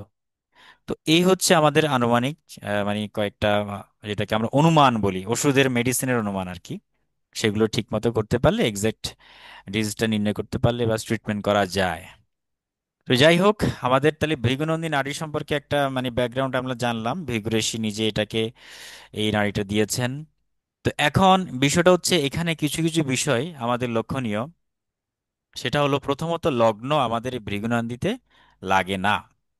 এই যে আরজি রাও স্যারকে আপনারা দেখতে পাচ্ছেন আমাদের বাম দিকে, উনি হচ্ছেন আরজি রাও, বিখ্যাত একজন অ্যাস্ট্রোলজার। তো যিনি খুবই জনপ্রিয় এবং অনেক পরিচিত একটা নাম ছিল। এই ওনার নাম, পুরো নাম হচ্ছে আরজি রাও। হ্যাঁ, আরজি রাও। এবং ওনার বংশ পরম্পরা অনেকে পরবর্তীতে ধরে রেখেছেন, এগুলো ওনার শিষ্যরা ধরে রেখেছেন। ঠিক আছে। তো আমরা ওনার এই বিদ্যাটাকে মূলত আমরা চর্চা করব। তো সেই চর্চা করতে গিয়ে আমাদেরকে কিছু বেসিক কথা জানতে হবে। প্রথমত এক নাম্বার হচ্ছে আমাদের কোনো লগ্নের প্রয়োজন দরকার নেই। লগ্ন ছাড়াই আপনি এখন বলতে পারেন যে আমি ভাব কিভাবে বের করব। লগ্ন ছাড়া তো আমরা যে বেদিকের মধ্যে আমরা যেভাবে হিসেব করতাম যে লগ্ন ফার্স্ট হাউস, এরপরে সেকেন্ড হাউস, থার্ড হাউস, এভাবে 12 হাউস পর্যন্ত আমরা বিচার করতাম। তাহলে যেখানে লগ্নই নেই সেখানে আমরা কিভাবে বিচার করব? তো সেই সিস্টেমটাও অবশ্যই আছে। তো আমরা যখন রেগুলার ক্লাস করব তখন আমরা সেটা জানতে পারবো। এখন গেল তিনি, তাহলে লগ্ন ছাড়া আমরা খুব সুন্দর বিচার প্রেডিকশন করতে পারি। আর হচ্ছে দুটো বিষয়, একটা হলো ভৃগু নাড়ি, একটা হলো নন্দী নাড়ি। নন্দী নাড়িটা হচ্ছে সম্পূর্ণ প্ল্যানেট বেসড, মানে এক একটা গ্রহের সাথে এক একটা গ্রহের যে কানেকশন সেটাকে বলা আছে নন্দী নাড়ি। হ্যাঁ। আর ভৃগু নাড়ি হচ্ছে ভাব কেন্দ্রিক বিচার, মানে ফার্স্ট হাউস, বিভিন্ন রকম হাউস কেন্দ্রিক যে বিচার, এটা হচ্ছে ভৃগু নাড়ি। তো দুটাকে কম্বাইন করে দেখা গেল কি খুব সুন্দর প্রেডিকশন করা যায়, ভালো ভালো প্রেডিকশন করা যায়, ভালো ভালো টাইমিং অফ দ্য ইভেন্ট, মানে বিভিন্ন ইভেন্ট ক্যালকুলেশন করা যায়, যেটাকে আমরা ট্রানজিট করে করতে পারি। ট্রানজিটের অনেকগুলো ব্যাপার আছে, প্রোগ্রেশনের ব্যাপার আছে, সেগুলো করে আমরা টাইমিংটা বের করতে পারি। তো এখানে তিনটা বিষয় লক্ষণীয় যে আমাদের অ্যাস্ট্রোলজিতে মানে কি হবে এটা হচ্ছে প্রেডিকশন, ঠিক আছে। আরটা হচ্ছে কখন হবে, 2 নাম্বার হচ্ছে কখন হবে টাইমিং। সেই টাইমিংটা প্রেডিকশন করাটা কিন্তু খুব একটা সহজ নয়। যারা এক্সাক্ট টাইমিং প্রেডিকশন করতে পারলে এটার জন্য প্রচুর প্র্যাকটিসের দরকার, ঠিক আছে। তাহলে এক্সাক্ট টাইমিং বের করতে পারলে, আমরা তো এদিকে দশা সিস্টেমে বের করতাম, বাট আমাদের নাড়িতে খুব সুন্দর ট্রানজিট বা গোচরের মাধ্যমে আমরা প্রেডিকশন করতে পারি, ইভেন্ট ক্যালকুলেশন আর কি। আমরা নৈসর্গিক দশা আছে, আমাদের রাউন্ড আছে, মানে রোটেশন আর কি, প্রত্যেকটা প্ল্যানেটের রয়েছে, প্রোগ্রেশন রয়েছে, ট্রানজিট, এগুলোর মাধ্যমে আমরা ইভেন্ট ক্যালকুলেশন করতে পারি। নাম্বার 3 হচ্ছে কি করতে হবে, প্রতিকারটা কি। তাহলে একটা হলো নাম্বার 1 হচ্ছে কি কি ঘটবে, 2 নাম্বার হচ্ছে কখন ঘটবে, 3 নাম্বার হচ্ছে কি করতে হবে, তার জন্য কি প্রতিকার নিতে হবে। তাহলে এটা হচ্ছে আমাদের রেমিডিয়াল ইস্যুস। সো এই রেমিডিয়াল ইস্যুসগুলো কিন্তু আমাদের একদম লাস্ট পর্যায়ে আমরা শিখবো আমাদের কোর্সে। প্রথমত শিখবো আমরা বিভিন্ন ক্যালকুলেশন, অর্থাৎ কম্বিনেশন, প্ল্যানেট কম্বিনেশনস। এই কম্বিনেশনের মাধ্যমে আমরা জানবো আচ্ছা মানুষের জীবনে কি কি ঘটতে পারে, বা কি কি ঘটেছিল অতীতে, হ্যাঁ, বা কি ঘটছে। এই যে নানান বিষয়গুলো আমরা দেখবো প্ল্যানেটারি কানেকশনের মাধ্যমে। 2 নম্বরে জানবো আমরা সেটা কখন ঘটবে, বা কখন ঘটেছিল, বা কখন ঘটছে, হ্যাঁ, এগুলো। 3 নম্বরে আমরা রেমিডিজ বা প্রতিকারগুলো সম্পর্কে শিখব। এই হচ্ছে আমাদের এই 3টা স্টেপ। এই 3টে স্টেপে যেতে গেলে আমাদেরকে শ্রম দিতে হবে। আমি বলেছিলাম আমাদের টোটাল ক্লাস হবে ঠিক এরকম, বাংলাদেশ সময় হচ্ছে 9টা আর ভারতীয় সময় হচ্ছে 8:30। সপ্তাহে আমি 2 দিন রেখেছি। দেখুন, কলকাতাতে বিভিন্ন যারা কোর্স করাচ্ছেন 2 দিন কেউ ক্লাস করায় না, একদিন করেই নেয়, সপ্তাহে একদিন, এভাবে তারা 1 বছর ধরে এটার ক্লাস নেয় আর কি। তো আমি ভাবলাম যে 1 বছর ধরে তো আসলে ধৈর্য থাকে না অনেকের, 1 বছর কন্টিনিউয়াস এভাবে অনলাইনে ক্লাস করে যাওয়া। সেজন্য আমি 2 দিন বাড়িয়ে দিয়েছি, অর্থাৎ আমি 2 দিন করে নিচ্ছি সপ্তাহে, এবং এতে করে আমার মোটামুটি 6-7 মাসে কভার হয়ে যাবে টপিকগুলো। এবং কভার হয়ে গেলেই তখন আপনাদের যে বিষয়গুলো দাঁড়াবে সেটা হচ্ছে আপনি কতটুকু প্র্যাকটিস করছেন। আমি যতই আপনাকে টিপস রুলস বা যত কিছুই শেখাই বা যত কিছুই দিই, আপনি যদি সেগুলো প্র্যাকটিস না করেন, আপনি যদি সেগুলোকে বিভিন্ন ছকে অ্যাপ্লাই না করেন, তাহলে আপনি সেই বিষয়ে এক্সপার্ট হতে পারবেন না। হয়তো জানবেন, ঠিক আছে, কি কি রুলস আছে না আছে, একটা বেসিক আইডিয়া হয়ে যাবে, বাট এগুলোকে এক্সপার্ট হতে গেলে আপনাকে অবশ্যই সেটা ডেপথ, গভীরতায় যেতে হবে, অর্থাৎ প্র্যাকটিস, প্রচুর প্র্যাকটিস। আমাদের মানে গুরুজি বলতেন যে তোমরা আমাদেরকে একটা রুলস দেওয়ার পরে, একটা টাইমের পরে আমাদেরকে বলতো তোমরা 6 মাস প্র্যাকটিস করো, 6 মাস পরে আমার সাথে কন্ট্যাক্ট করবে আবার। আমরা তখন আর সূত্র পেতাম না, টোটালি অফ করে দিয়েছে, কোনো কোনো ক্লাসে নিত না, কোনো সূত্র দিত না, বা কিচ্ছু দিত না। ওই 6 মাস পরে তিনি একটা এক্সাম নিত, এক্সামে যদি আমরা পাশ করতাম তখনই আমাদেরকে অ্যাডভান্স কিছু রুলস শেখাতেন। আবার অনেকে আছে না, মানে সব একসাথে পেতে চাচ্ছি, এই 1-2 মাসের মধ্যে, মানে মনে হচ্ছে যেন সবকিছু তাকে দিয়ে দিই। তো আমার এগুলো ভাবলে অবাক লাগে। দেখুন, বই পুস্তকে অনেক আছে, বিলিভ ইট অর নট, আমার কাছে মিনিমাম মনে হয় 2 থেকে 3 হাজার বইয়ের কালেকশন আছে। ঠিক আছে, বই পড়ে কি হবে, বই পড়ে আপনি শুধু জানবেন জানবেন জানবেন, বাট বাস্তবে প্র্যাকটিস করতে গেলে আপনাকে বিভিন্ন ছক, বিভিন্ন রকমের আপনার পরিবারের প্রত্যেকটা যে সদস্যগুলো রয়েছে তাদের জন্ম চার্ট আগে রেডি করে ফেলতে হবে। কেননা ওই ব্যক্তিগুলো সম্পর্কে স্টাডি করা আপনার জন্য ইজি হবে। এর কারণ হলো, কারণ পরিবারের এই মেম্বার্স গুলো সম্পর্কে আপনি জানেন, তাদের অতীত আপনি দেখেছেন, বর্তমানকে দেখছেন, ভবিষ্যতে হয়তোবা দেখবেন বেঁচে থাকলে। এই কারণে আপনার পরিবারের যারা মেম্বার্স রয়েছে তাদের জন্মছকটা আপনার কাছে থাকতেই হবে, এটা 100% কম্পালসারি, এটা আমাদের গুরুজির কথা। এবার গেল পরিবারেরটা আপনি বের করার পরে আপনার যারা বন্ধু বান্ধব আত্মীয় স্বজন যাদেরকে আপনি দেখেছেন তাদের কালেকশন করা, এটা আপনার কালেকশন থাকতে হবে। মিনিমাম 100 চার্ট আপনার কালেকশনে থাকতে হবে, ঠিক আছে? মিনিমাম 100 চার্ট যাদের সম্পর্কে আপনি জানেন টুকটাক। তো এদের চার্টগুলোকে যখন আপনি রুলসগুলো শেখার পরে সেগুলো অ্যাপ্লাই করবেন বিভিন্ন দিক থেকে, তখন আপনার রুলসগুলো কি হবে, গেঁথে যাবে, একদম হৃদয়ে গেঁথে যাবে। নতুবা কিন্তু ওই যে পত্রিকা পড়ার মতো হয়ে যাবে, আপনি পত্রিকা পড়ছেন, একটা তথ্য পেয়েছেন, বাস ফেলে দিয়েছেন। এভাবে কিন্তু জ্যোতিষ শেখা যায় না। জ্যোতিষ শিখতে গেলে আপনাকে একটা সূত্র শিখবেন, সেই সূত্রটা অ্যাপ্লাই করবেন সেখানে, ঠিক আছে? সেটা অ্যাপ্লাই করলে কি হবে, আপনার জন্য কল্যাণকর মঙ্গলজনক হবে। যেমন কথার কথা, একটা একটা খুব মানে বেসিক, যে এতক্ষণ কথা বললাম না, এবার একটু শেখায়। অনেকে হয়তো বিরক্ত হয়ে যাচ্ছেন, কি রে, কিছুই তো শিখতে পাচ্ছি না, কিছুই তো জানতে পারছি না। ফোন করে ওকে, নাই। তো আমরা ধীরে ধীরে অনেক কিছু শিখবো, জানবো, অনেক কিছুই জানবো, ঠিক আছে? সে জানাটা আমাদের কোনো ঘাটতি থাকবে না।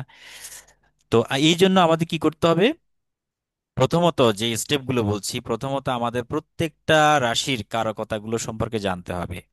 বেদিকের যে কারকতাগুলো আপনারা জেনেছেন সেটা ভালো, সেটা মাথায় থাকলে তো ভালো, তাহলে এখনকার সময়ে সেগুলো আরো সহজেই আপনি আহ, অর্জন করতে পারবেন। তাহলে ভেদিক কিছু কারকতার মধ্যে ভিন্নতা রয়েছে, আমাদের যে নাড়িতে কিছুটা ভিন্নতা রয়েছে, আবার অনেকটাই মিল আছে। তো এই জন্য মিল অমিল যেটাই থাকুক, আমাদেরকে আবার নতুন করে একটু প্র্যাকটিস করে নিতে হবে, ঠিক আছে? আর আমি প্লিজ, আমি সবাইকে বলবো, যারা কোর্স করবেন বা করছেন তাদের প্রত্যেককে বলবো, যখনই আপনারা ক্লাস করবেন আপনাদের পুরো একদম সম্পূর্ণভাবে ডিভোশনের সাথে ক্লাস করতে হবে। মানে ভাবতে হবে যে আমি কিচ্ছু জানি না। ওকে?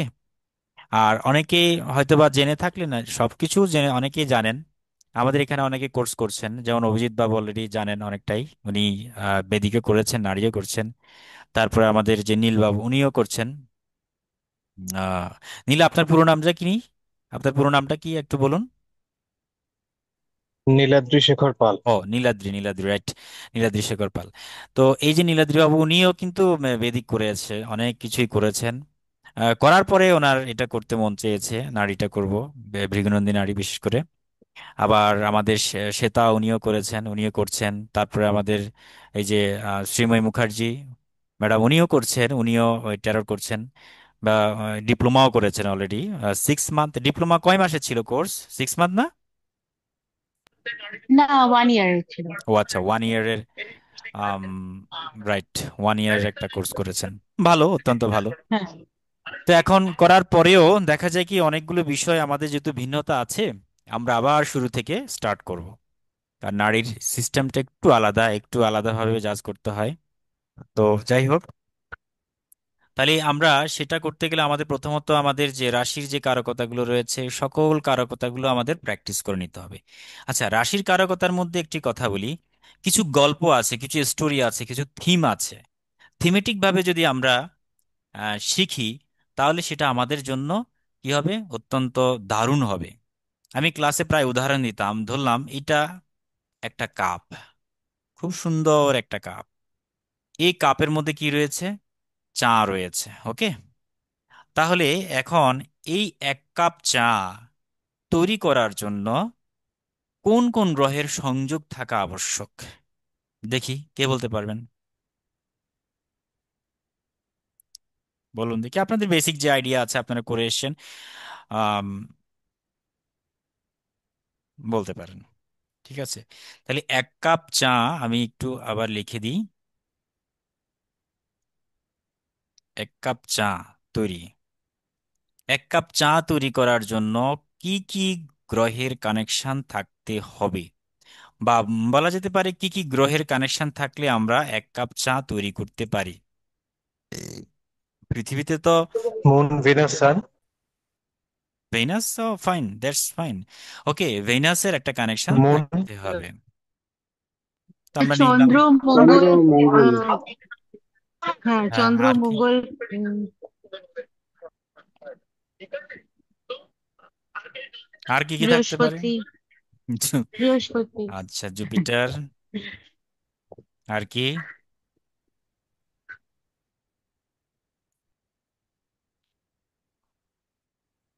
So how to make a cup of tea according to hmm. planetary connections? Planetary connection দিয়ে কিভাবে এক কাপ চা তৈরি করতে হবে? সান। হ্যাঁ, সান। সান। সান? কে বললেন সান? নীলাদ্রি বলছেন? আম, হ্যাঁ। উম, না, সানকে আমরা এখানে নিতে পারছি না, এক্সট্রিমলি সরি। সানকে আমরা নিতে পারছি না। আর কারো মত আছে? খুব সিম্পল, খুব সিম্পল। আমরা একটু মার্সকে আমরা নেব, হ্যাঁ, একটু মার্সকে নেব। আচ্ছা, আর কি নিতে পারি বলুন তো? রাহু ও ড্রাগন। আচ্ছা, রাহুকে বেগুনন্দিনী নাড়িটা বলা হয় ড্রাগন হেড। তিনটে প্ল্যানেট, হুম, ড্রাগন হেড বলা তিনটে হয়ে থাকে। প্ল্যানেট হয়ে যাবে, চন্দ্র, মঙ্গল। আর আচ্ছা, আর আর ড্রাগন হেডকে বলা হয় রাহু, আর ড্রাগন টেইলকে বলা হয় কেতু। কেতু মানে ড্রাগন টেইল। আমাদের আজি রাও স্যার তাই বলেছেন ওভাবেই, যে ড্রাগন হেড ড্রাগন টেইল। তো আমরা রাহু কেতু নামে চিনবো, সমস্যা নেই।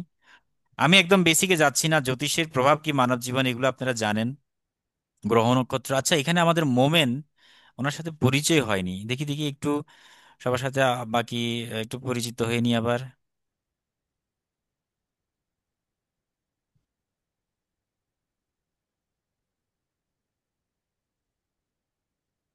মোমেন বাবু, হ্যাঁ মোমেন, ভাই আপনি আপনার পরিচয়টা একটু দিন তো।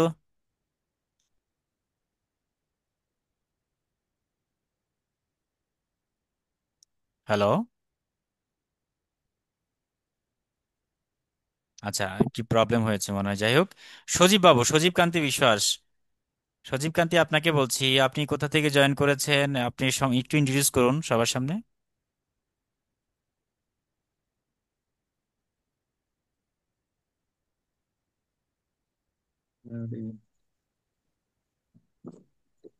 হ্যালো, হ্যাঁ হ্যাঁ বলুন। আমাকে শুনতে? হ্যাঁ, আমরা শুনতে পাচ্ছি হ্যাঁ, সবাই নমস্কার। আপনাকে। শুনতে পাচ্ছি, বলুন। নমস্কার, আমার নাম সজীব কান্তি বিশ্বাস। আমি একটা হাই স্কুলে আছি, চট্টগ্রাম, আনোয়ারা। আচ্ছা আচ্ছা, বাড়ি বেশ হচ্ছে বাঁশখালীতে, থাকি আনোয়ারায়। বেশ ভালো, বেশ ভালো। আপনার ক্লাসগুলো আমার ভালো লাগে, তাই জয়েন করা। আচ্ছা আচ্ছা, আপনি কি আমাদের গ্রুপে পেয়েছেন নাকি? হ্যাঁ, গ্রুপে পাইছি। বাহ, বেশ ভালো। ঠিক আছে, অ্যাস্ট্রোলজি নিয়ে আপনার আগ্রহ আছে যথেষ্ট মনে হয়। হ্যাঁ, অ্যাস্ট্রোলজি নিয়ে জানার আচ্ছা, আগ্রহ আছে। ওকে ওকে, আচ্ছা ঠিক আছে, থ্যাংক তাই। You very much. তাহলে আপনি করতে থাকুন। আচ্ছা, আমি মোমেনের কাছে আসতে চাচ্ছি, মোহন ভাই। জি।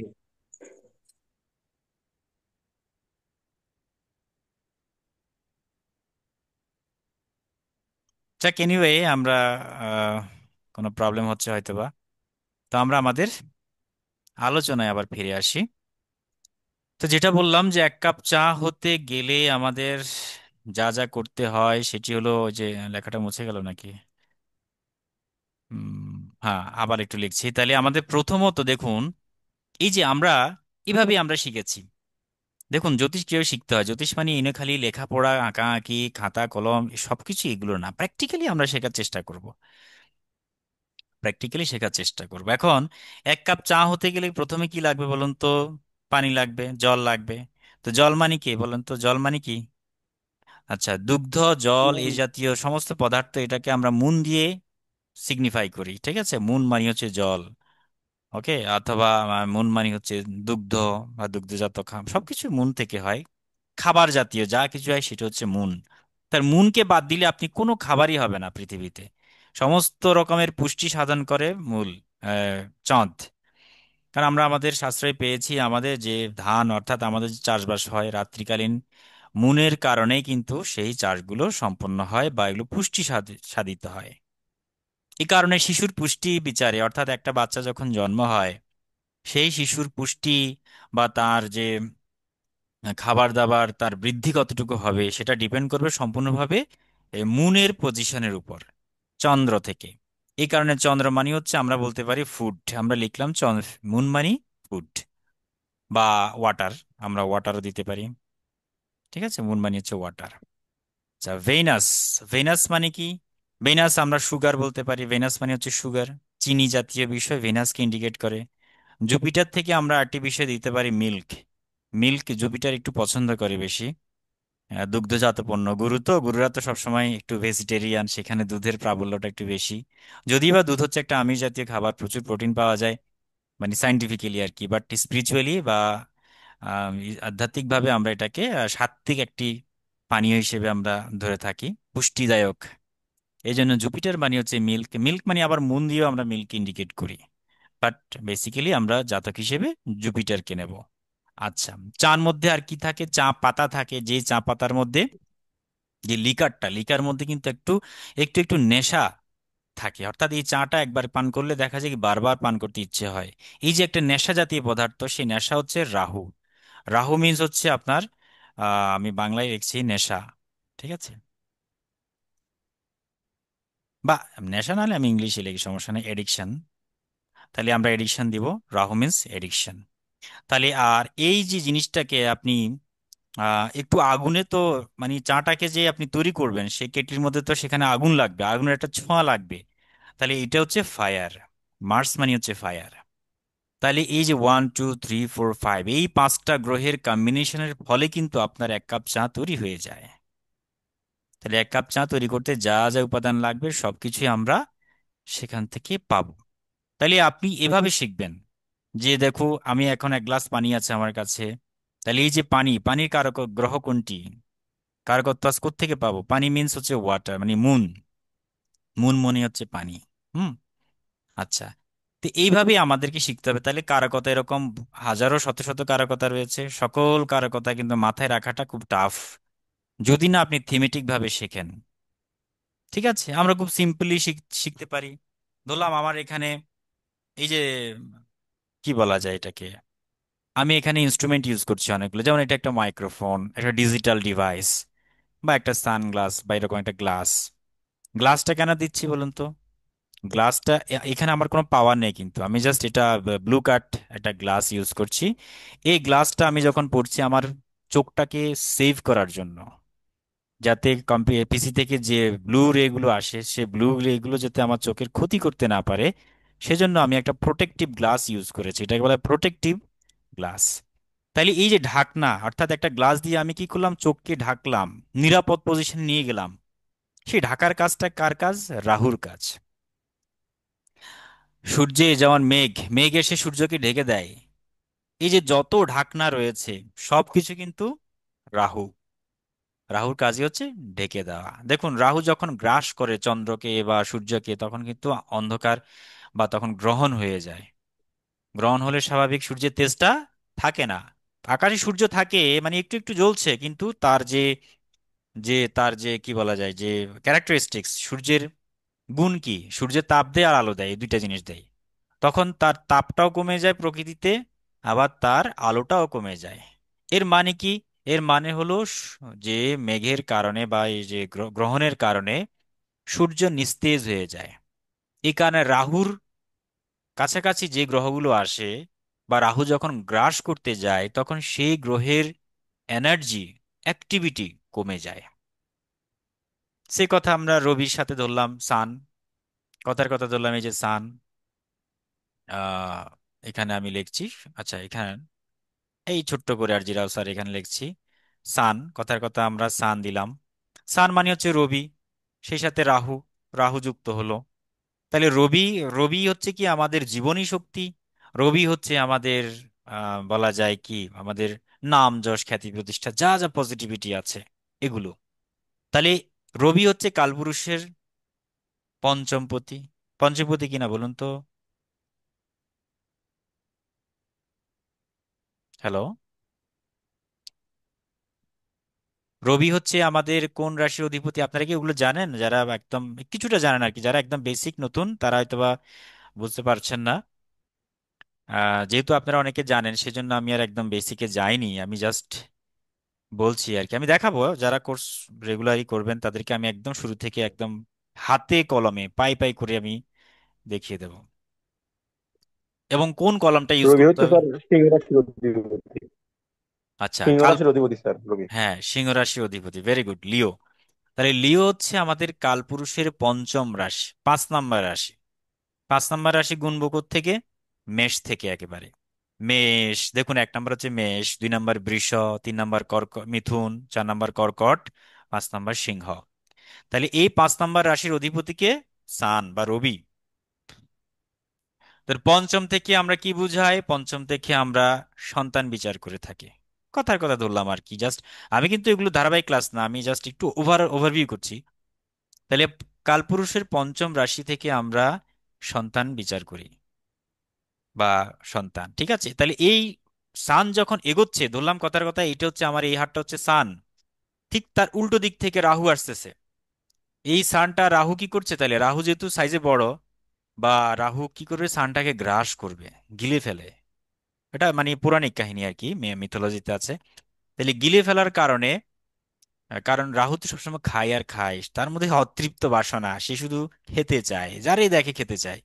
তো রবি যখন জল করে, সে রবির দিকে এগিয়ে যায় এবং রবিকে গ্রাস করে নেয়, তখনই সূর্যগ্রহণ হয়ে যায়। পৌরাণিক ভাবে আমরা এটাকে বলি সূর্যগ্রহণ আর কি। আর এই সূর্যগ্রহণের ফলে সূর্যের যত তেজ শক্তি রয়েছে সব কিছু কমে যায়। তাইলে সবকিছু কমে গেলে সূর্য ডাউন হয়ে যাচ্ছে, রবি ডাউন হয়ে যায়। আর রবি ডাউন হয়ে যাওয়া মানে হলো সন্তানের ক্ষেত্রে ঝামেলা হয়ে যাওয়া, বাবার ক্ষেত্রে ঝামেলা হয়ে যায়। রবি মানে পিতা, তাহলে পিতার ক্ষেত্রে ঝামেলা। আবার রবি মানে পুত্র সন্তান, মানে বয় আর কি, মানে পুত্র সন্তানের ক্ষেত্রে প্রবলেম হবে। তাহলে এটাকে আমরা আমাদের নারী জ্যোতিষে পঞ্চমা দোষ বলে থাকি। এই পঞ্চমা দোষ মানে হচ্ছে যখন পঞ্চমপতি, কালপুরুষের পঞ্চমপতি রবি যখন রাহু যুক্ত হয়ে যায়, তখন একটা দোষ তৈরি হয়, সেই দোষটাকে বলা হয় পঞ্চমা দোষ। আর এই পঞ্চমা দোষের ফলে অবশ্যই আমরা কি বলবো, তার ছেলে সন্তান নাও হতে পারে ওই জাতিকার বা জাতকে, অথবা হলেও সেই সন্তানের লংজিভিটি দুর্বল থাকবে, আয়ু শক্তি, জীবন শক্তি কম থাকবে, রোগ প্রতিরোধ ক্ষমতা কম থাকবে। অথবা বলতে পারি অভিমানী পিতা, তাহলে পিতার শরীর স্বাস্থ্য খারাপ যাবে। ঠিক আছে? ব্যাপারটা কি বুঝতে পারছেন কি? আমি জাস্ট একটা দুইটা সূত্র বললাম আর কি। হ্যাঁ স্যার, ঠিক আছে। হ্যাঁ, না একটু রেসপন্স করতে হবে, রেসপন্স না করলে তো আমি ভাবলাম শুধু আমি বলে যাচ্ছি, আপনারা সবাই শুনছেন শুধু। তো এটা একপক্ষীয় হয়ে যায় আর কি, একপক্ষীয় ক্লাস আসলে খুব মজা লাগে না, মানে বেশিক্ষণ আনন্দ পাওয়া যায় না। তো এই জন্য সবারই একটি পার্টিসিপেশন থাকা প্রয়োজন, মানে ইন্টারেক্টিভ ক্লাস হতে গেলে আমাদের প্রত্যেককেই রেসপন্স করতে হবে। ঠিক আছে? আমরা মানে মানে সবাই শিশু, আমিও মনে করি আমিও শিশু এখানে। ঠিক আছে? আমরা প্রত্যেকে হচ্ছে লার্নার্স। কেউ কখনো বলতে পারে না যে আমি অ্যাস্ট্রোলজি মানে অ্যাস্ট্রোলজার হয়ে গেছি বড়, এরকম না। উই আর জাস্ট লার্নার্স, আমরা অ্যাস্ট্রোলজির শিক্ষার্থী, ছাত্র মাত্র। ঠিক আছে? তো এই ছাত্রটা যেন সারা জীবন ছাত্র থাকতে পারি, সেটাই হচ্ছে আমাদের মূলত চিন্তা ভাবনা হওয়া উচিত আর কি। তো যাই হোক, এই যে সানের সাথে রাহু যে একটা কম্বিনেশন, এটা পঞ্চমা দোষ তৈরি হলো, এরকম আরো অনেক কিছু আছে, আমরা সূত্র পরে যখন শিখবো বুঝতে পারবো। দেখছেন? মানে অল্প অল্প গল্পের ছলে কথা বলতে বলতে দুই একটা সূত্র যখন আলোচনা করে ফেলেছি, তখনই তো আপনি একটা সূত্র শিখে গেলেন। এখন যেই ব্যক্তি ধরুন জ্যোতিষ কিচ্ছু জানে না, ওকে আমি যে বললাম যে দেখো সান আর রাহু যখন থাকবে তখন তোমার বাবার সমস্যা হবে, তোমার ছেলে সন্তানের সমস্যা হবে, তোমার ছেলে সন্তান নাও হতে পারে, যদি বা আরো অন্যান্য বিষয় দেখতে হয়। বাট একটা সূত্র তো অন্তত তার জানা হয়ে গেল। সে বলল যে হ্যাঁ ঠিক আছে, আমি জ্যোতিষ না হলেও আমি অন্তত একটা সূত্র জানি, ওই রবির সাথে যখন রাহু হয় তখন এই প্রবলেম হয়। আচ্ছা, আরো রয়েছে সুন্দরভাবে, যেমন রবি মানে হচ্ছে আমাদের ডান চোখ। ঠিক আছে? তাহলে আমরা রাহু যখন যুক্ত হয়ে যায় তখন ডান চোখে প্রবলেম আসতে পারে, ডান চোখে ছানি পড়তে পারে। কারণ রাহু মানে কি বললাম একটু আগে, আমাদের ঢাকনা পর্দা, যা কিছু পর্দা, এই যেমন পিছনে পর্দা রয়েছে, পর্দা দিয়ে কি ঢেকে রেখেছে না আমাদের ঘরের বিষয়, ইন্টারনাল বিষয়গুলো বাইরে থেকে যাতে দেখতে না পারে, সেজন্যই তো আমরা পর্দা ইউজ করে থাকি। তাহলে এই পর্দাটা হচ্ছে রাহু, রাহু মানিয়ে যে পর্দা ঢেকে দিচ্ছে সবকিছুকে একদম। তারপর এই যে চশমা পরলাম, এইগুলো কি, এই চশমা পরে আমরা চোখকে ঢাকছি বা সেভ করছি, এটা হলো এক ধরনের রাহু। আর যে ইনস্ট্রুমেন্ট গুলো ইউজ করছি, প্রযুক্তির যে ব্যাপারগুলো, এগুলো সব রাহু। রাহু মানে সব টেকনোলজি, মানে বায়বীয় সব হিসাব নিকাশ, এই যে আমি অনলাইনে কাজ করছি, এটাও রাহুর কাজ। তাহলে প্রতিনিয়ত আমরা রাহুকে ব্যবহার করছি। আমরা এই যে অনলাইনে ক্লাস করতে গিয়ে বা অনেক সময় যারা ফ্রিল্যান্সিং করছে, আউটসোর্সিং করছে, তারা অনেক সময় রাত্রে বসে বসে এগুলো করছে, ডাটা এন্ট্রির কাজ, নানান কাজগুলো। তো এই রাহু আমাদেরকে রাত্রি জাগরণ করে, মানে রাত্রি জেগে থাকার জন্য সাহায্য করছে। আবার রাহু মানে ফাটকা ইনকাম। ঠিক আছে, ফাটকা ইনকাম অর্থাৎ আহ, যে বিভিন্ন জুয়া লটারির মাধ্যমে, বিটকয়েন, নানা রকমের কারণে, ক্রিপ্টোকারেন্সি, অনেক রকম ব্যাপার রয়েছে, এগুলোতে খুব ভালো রকমের হঠাৎ হঠাৎ করে প্রচুর ইনকামের জন্য রাহু আমাদেরকে দারুণ হেল্প করে। তাহলে রাহু হচ্ছে একটা মায়া, একটা মোহ। হ্যাঁ, আপনার হৃদয়ে, আপনার মনে, চিন্তা চেতনায় সে বিভ্রম করবে, আপনাকে ভ্রম তৈরি করবে। মাঝে মাঝে একটা অজানা ভয় কাজ করছে। যেমন রবি এবং রাহু যখন একসাথে থাকবে, তখন দেখবেন আপনার বাবাকে জিজ্ঞেস করবেন, যখন ট্রানজিটে রাহু রবির উপর দিয়ে ক্রস করবে, তখন বাবাই বলবে, দেই আমার শরীর স্বাস্থ্য ভালো যাচ্ছে না, কেমন জানি হৃদয়ে, মানে মনে সবসময় মাঝে মাঝে অজানা ভয় কাজ করছে। হুম, এই বিষয়গুলো কিন্তু তখন দেখা দেবে। তো এটা ট্রানজিটের ব্যাপারটা বলছি, টাইমিং এর ব্যাপারটা।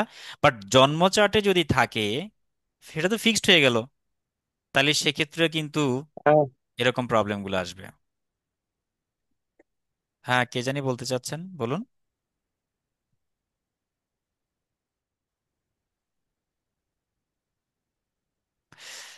কটা বাজলো, খালি ক্লাসে নিচ্ছি। আচ্ছা, 10টা। আচ্ছা, এবার বলুন বলুন আপনাদের প্রশ্ন, আমি অনেকখানি বকবক করলাম, দেখি। স্যার, আমার একটা প্রশ্ন ছিল, সেটা হলো বিগত দিনারিতে যে কোনো প্রেডিকশনের এক্সাক্ট টাইমটা কখন ঘটবে এটা বের করা যায় কিনা স্যার?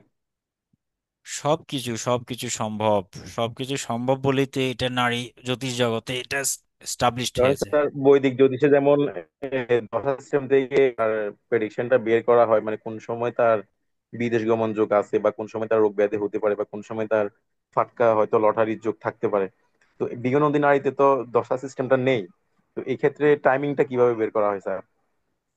একটু আগে তো বললাম যে কখন ঘটবে। আসলে ওই স্যার ওয়াইফাই ডিস্টার্বের কারণে আলোচনার মাঝের অংশটুকু শুনতে পারিনি, আচ্ছা, ওইটা নেটে আমাদের প্রবলেমের টাইমিং কারণে। অফ দা ইভেন্ট, আমাদের আলাদা চ্যাপ্টার, এটা আমরা শেষের দিকে করাই। টাইমিং অফ দা ইভেন্টের জন্য দারুণ দারুণ নিয়ম রয়েছে, সেটি আমরা জি স্যার। ট্রানজিট দেখি। ট্রানজিট দেখে আমরা টাইমিংটা বের করার চেষ্টা করি। আমাদের নৈসর্গিক দশা রয়েছে, আমাদের প্রোগ্রেশন রয়েছে, আমাদের round of Jupiter, round of Saturn, Rahu Ketu, এগুলো রয়েছে। এগুলো আমরা দেখেই টাইমিংটা বের করি। যেমন এই যে একটু আগে বললাম রবি, ধরলাম কথার কথা রবি আপনার মেষ রাশিতে রয়েছে, তাহলে রবি যখন, এই রবির উপর দিয়ে যখন গোচরের রাহুটা ট্রানজিট করছে, হ্যাঁ, কথাটা বোঝেন নাই মানে, এটা ধরলাম এটা রবি, এটার উপর দিয়ে কি করছে, রাহুটা ট্রানজিট করছে, ওই সময়ে আপনার জি বাবার প্রবলেম হবে, ওই সময় আপনার আয় উন্নতি, আপনার নাম যশের হানি হবে, বা ওই সময় আপনার চোখের সমস্যা দেখা দেবে, ওই সময় আপনার পুত্র সন্তানের সমস্যা দেখা দেবে। ঠিক আছে, মানে রবি রিলেটেড যা যা কিছু বোঝায়, সকল কিছুর মধ্যে প্রবলেম নিয়ে আসবে। রাহু মানে বিপদ, তাই না? তো তাছাড়া এমনিতে রবি রাহু পরস্পর শত্রু, আমরা জানি। এগুলো অনেক কাজ আছে, এগুলো আমাদের শিখতে হবে। প্রত্যেকটা গুলো আমাদেরকে আসলে ধীরে ধীরে বুঝে বুঝে থিমেটিক ভাবে আমাদের এগুলো স্টাডি করতে হবে। প্রত্যেকটা রাশির কারকত্বাস, প্রত্যেকটা গ্রহের কারকত্বাস, এগুলো আমাদের জানতে হবে। এরপর দেখতে হবে দুটা দুটা প্ল্যানেটের কম্বিনেশনে কি কি রেজাল্ট দিতে পারে, বিএনএন কানেকশন গুলো দেখবো। 3 নাম্বার, তিনটা প্ল্যানেট থাকলে কিরকম কানেকশন দেখবে, তারপর তিনের একাধিক প্ল্যানেট যুক্ত হলে কিরকম রেজাল্ট দেবে, সেগুলো আমরা আস্তে আস্তে শিখবো। আমাদের শেখার পরে এবার আমরা প্রত্যেকটা বিষয় নিয়ে আলাদা আলাদা ভাবে ফোকাস দেব। Education, marriage, matchmaking, profession, ঠিক আছে, এডুকেশন, এরপরে আমাদের সাইকেল, অনেক কিছু আছে, এগুলো আমরা সিলেবাস দিয়ে দেবো, তখন আপনি পেয়ে যাবেন। ওকে, তো যাই হোক স্যার, আজকে আমাদের। আলোচনাটা খুব গুরুত্বপূর্ণ আলোচনা ছিল। এই আলোচনার হুম। রেকর্ডেড ভিডিও পাওয়া যাবে স্যার? খুব না, গুরুত্বপূর্ণ রেকর্ডেড আলোচনা ছিল এবং ভিডিওস হচ্ছে আমরা যারা আমাদের অ্যাডমিটেড স্টুডেন্ট তাদেরকে আমরা রেকর্ডেড ফাইলগুলো দিয়ে থাকি। আপনারা তো গেস্ট হিসেবে এসেছেন, তাই আসলে ক্লাসটাই ওই করতে পারবেন শুধু। ওয়াইফাই ডিস্টার্বের কারণে মাঝে অনেক নমস্কার স্যার, নমস্কার। আলোচনা মিস করে গেছি। হ্যাঁ হ্যাঁ, বুঝতে পেরেছি। আচ্ছা, অভিজিৎ বাবু বলুন। স্যার, হ্যাঁ স্যার, আমি কিছু বলতে চাই। আর যারা যারা সবার উদ্দেশ্যে, কেউ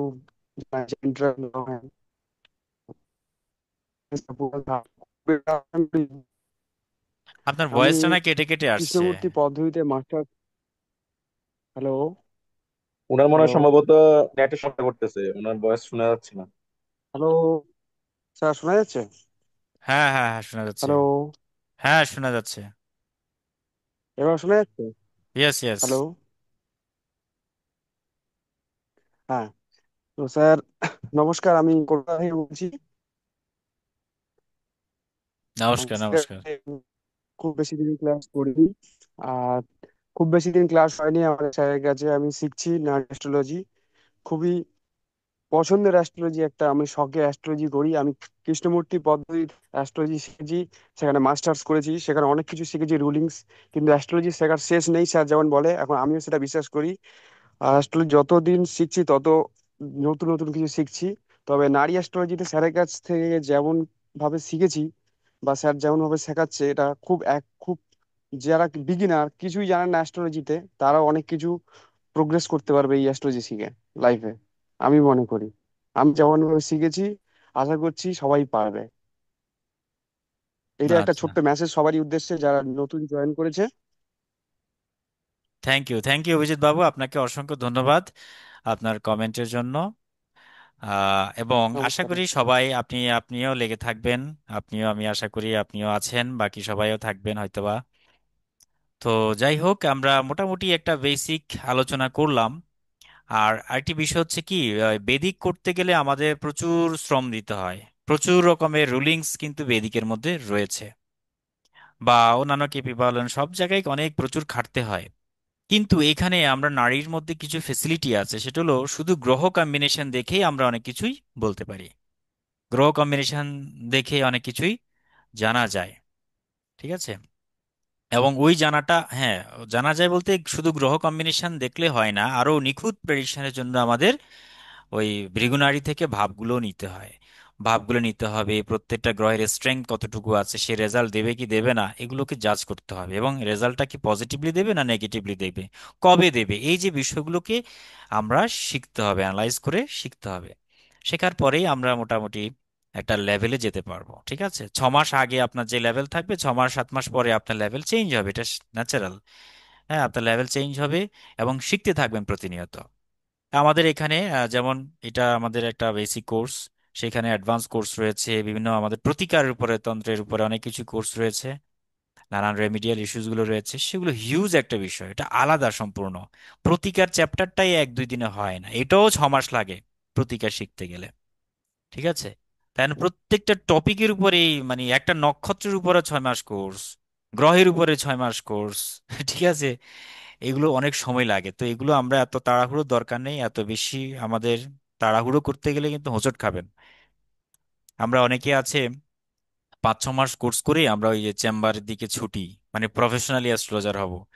ঠিক আছে, আপনি ভালো প্রেডিকশন করেন, বা মোটামুটি ক্লায়েন্ট অনেকে এসছে, ক্লায়েন্ট যারা আসে তারা তো জানে না, তাদের ক্ষেত্রে দেখা গেলো আপনি 10টা বলছেন, 7টা মিলে গেল, 5টা মিলে গেল, তো আপনি বাহবা পাচ্ছেন, হাততালি দিচ্ছে সবাই, খুব দারুণ। কিন্তু এটা মানে এই নয় যে আপনার গতিটা থেমে গেল, বরং আপনি উৎসাহ দেওয়ার মানে হলো কি, আপনি মাত্র শেখা শুরু করেছেন ভাবতে হবে, আপনাকে আরো অনেক সমুদ্র পার হতে হবে। ঠিক আছে? এবং আপনি দেখুন, আপনি হয়তো 5টা বুকস পড়েছেন, 5টা বই পড়ার যে জ্ঞান, আর 1000 বই পড়ার জ্ঞান কিন্তু সেম হবে না, বা 500 বই পড়ার জ্ঞান কিন্তু সেম হবে না। তো এই জন্য আমি বলবো, মিনিমাম 500 না হোক, অন্তত 50টা বই হলো আপনাকে পড়তে হবে, 50 বুকস আপনাকে মিনিমাম পড়তে হবে। আর 7 মাস 8 মাস কোর্স করবেন। ঠিক আছে? কোর্স করার পর এবার আমরা ধীরে ধীরে আস্তে আস্তে, পরবর্তীতে না হয় সেটা অ্যাডভান্স বিভিন্ন বিষয়গুলোর উপরে ক্লাস হবে, এভাবে চলতে থাকবে। ঠিক আছে? এটা একটা ধারাবাহিক কন্টিনিউয়াস প্রসেস, এবং এই ধারাবাহিক কন্টিনিউয়াস পরম্পরাক্রমে এভাবে কিন্তু প্রবাহিত হয়। ঠিক আছে? এই হচ্ছে বিষয়। তো আপনাদের এবার কারো কোনো প্রশ্ন থাকলে বলুন, আমি আজকের ক্লাস মোটামুটি এন্ডিং করতে চাচ্ছি আর কি, ধারাবাহিকভাবে এন্ডিং করে দেব। কারো কোনো প্রশ্ন থাকলে বলুন,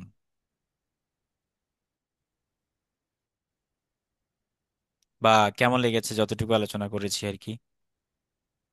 আচ্ছা, আমাদের যারা কোর্স ভর্তি হয়েছেন তাদের উদ্দেশ্যে বলবো, আপনারা অবশ্যই এমন একটা খাতা ব্যবহার করবেন যে খাতাটা নীল রঙের হতে হবে। নীল রঙের, যেমন আমি একটা এক্সাম্পল দিই। এই খাতাটা দেখুন, এই খাতাটাতে কিন্তু নীল রং রয়েছে, বা এখানে আকাশের রং রয়েছে, এখানে বিশাল এভারেস্টের চূড়া রয়েছে। তো এই যে নীল রং বা সমুদ্রের রং বা পানি জলের রং, এগুলো থাকতে হবে। গুরুজি বলতেন এগুলো অত্যন্ত শুভ, কেননা নীল রং বা আকাশের রংটার সাথে আমাদের জ্যোতিষের অনেক কিছু রিলেশন আছে। যদি বা এই নীল রংটাকে বলা হচ্ছে, কবিরা বলছেন এটা নাকি দুঃখের রং, এটা নাকি কষ্টের রং, শোকের রং। হ্যাঁ, আসলে তাই নয়, বরং এটা আপনাকে হিলিং দেবে, আপনার মনে প্রশান্তি দেবে, এটা প্রশান্তি রং।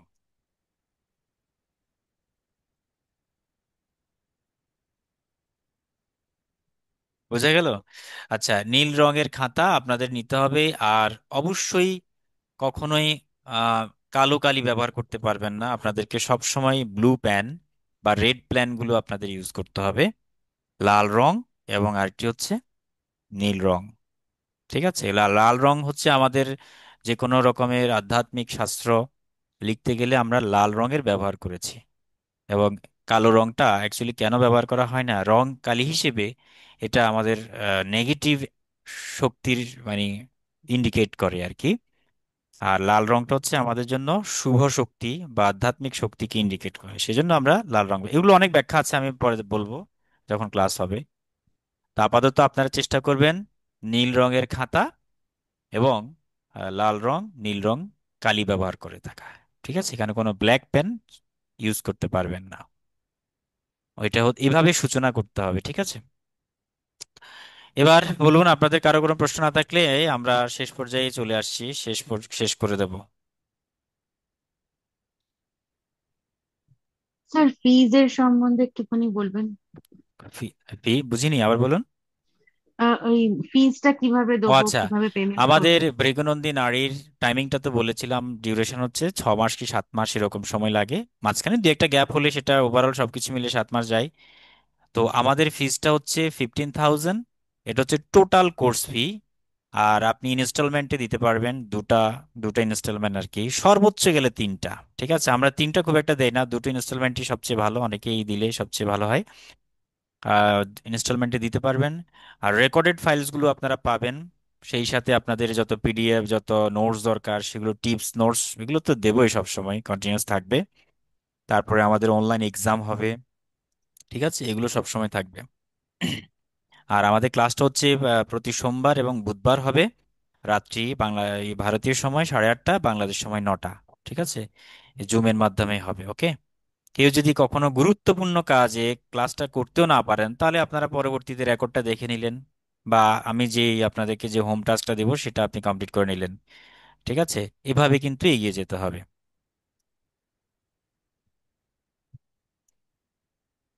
ওকে, আর কারো প্রশ্ন?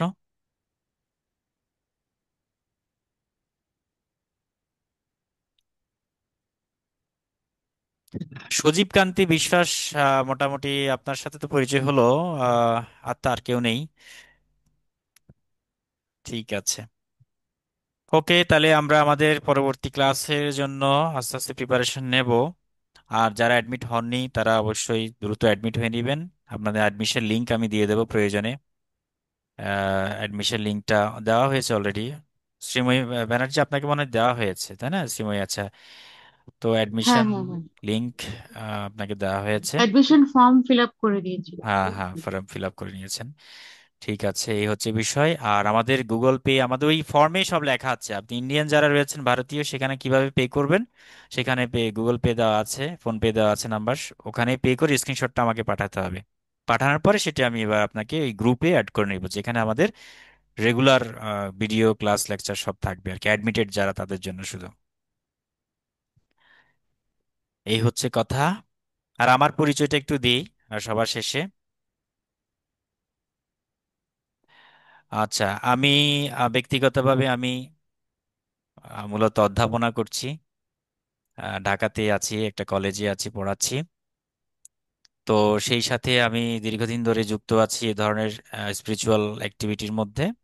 তার মধ্যে অ্যাস্ট্রোলজি রয়েছে, সংস্কৃত ভাষা রয়েছে রয়েছে মেডিটেশন এন্ড স্পিরিচুয়ালিটি, রাজযোগের উপরে কোর্স করাই। ওভারঅল এই বিষয়গুলোই চলছে এবং মিউজিকের উপরে।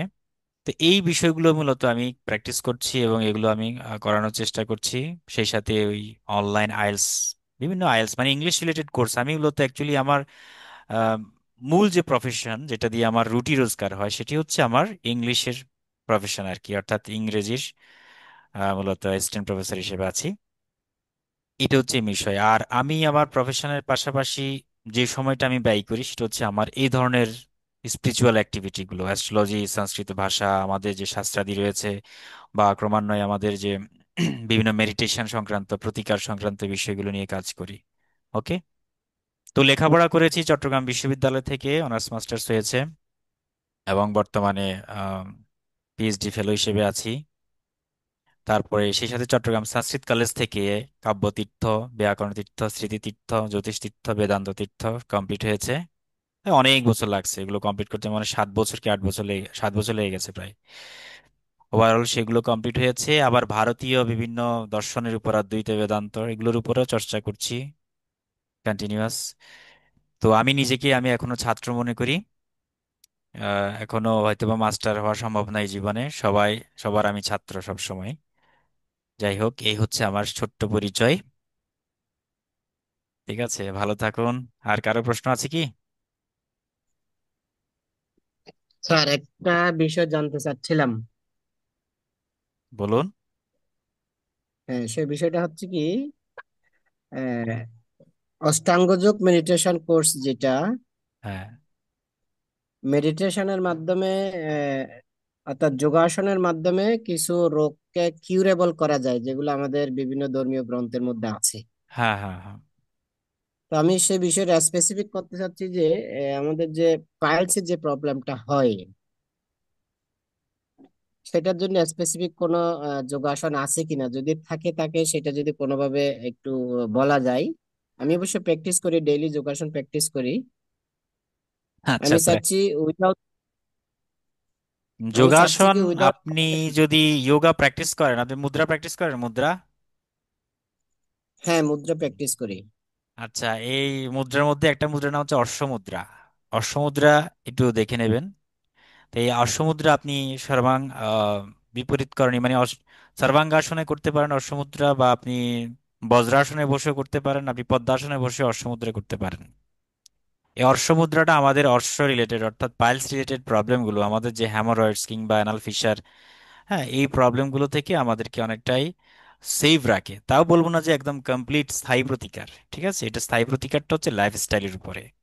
আপনি যখন ফাইবার জাতীয় খাবার খাবেন, রেগুলার যোগা করবেন, আপনি টয়লেট করার সময় আপনি বেশি স্ট্রেইন প্রেসার দেবেন না, ঠিক আছে? আপনি ব্রিদিং, শ্বাস প্রশ্বাস স্বাভাবিক রেখে ধীরে ধীরে আপনি টয়লেট করবেন, তাড়াহুড়ো করে না। এই লাইফস্টাইলগুলো মেনে চললে আপনাকে ডিস্টার্ব করবে না আর পাইলস। আর পাইলস হওয়ার জন্য আমরা জ্যোতিষে কিছু সূত্র শিখবো। মূলত মঙ্গল এবং কেতুর সাথে যখন রিলেশন আসে তখনই পাইলসটা তৈরি হয়। ঠিক আছে? তো এগুলোর জন্য আর মেডিটেশন যেটা অষ্টাঙ্গ যোগ না, সেটা হচ্ছে আমরা আমাদের হিলিং যেটাকে বলা হয়, মেডিকেল অ্যাস্ট্রোলজির মধ্যে আছে এটা। সেখানে আমরা যোগের মানে ধ্যানের শক্তিটাকে আমরা অনেক সময় আমাদের রোগ প্রতিরোধ বা রোগ মুক্তির জন্য আমরা ব্যবহার করতে পারি। তো সেজন্য আপনাকে মেডিটেশনের লেভেলটাকে আপনাকে আগে গাঢ় করতে হবে।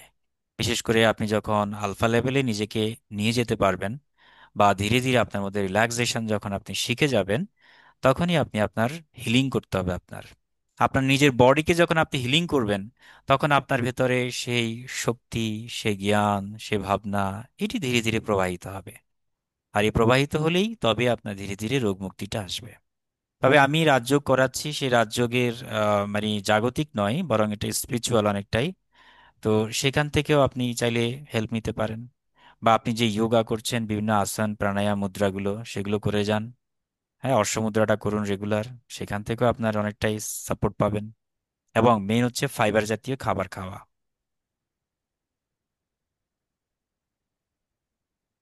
Thank you sir, thank you. আমি ডেইলি কয়েকটা যোগাসন করি, যেমন বিপরীত করণিত অশ্বিনী মুদ্রা, হুম, তারপরে সর্বাঙ্গাসন অশ্বিনী মুদ্রা, আহ সেটাই তো বললাম। হুম, তারপর গোমুখাসন অশ্বিনী মুদ্রা, হুম, হুম, এটা ভালো।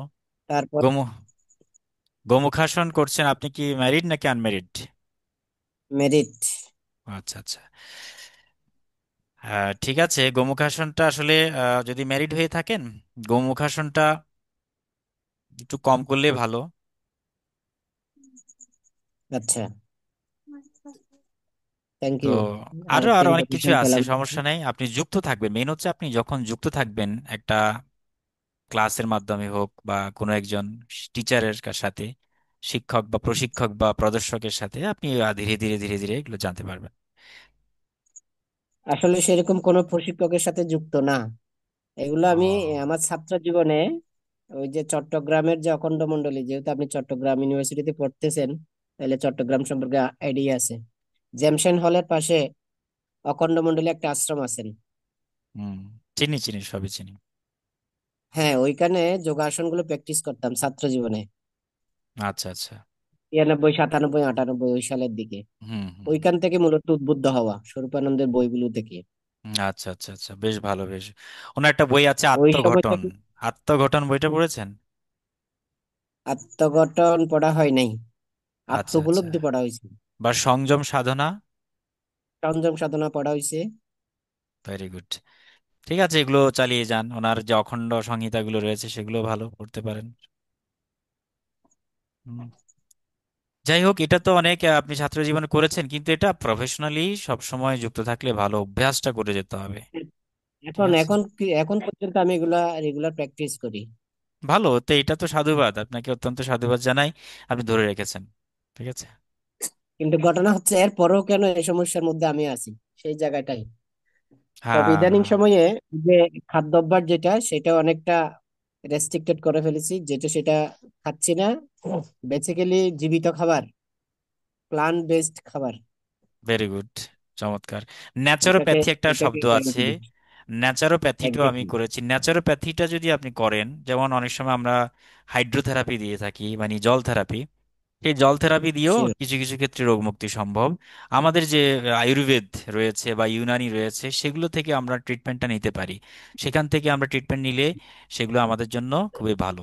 যেমন সিজ বাত নামে একটা কথা আছে মেডিকেল টার্মে।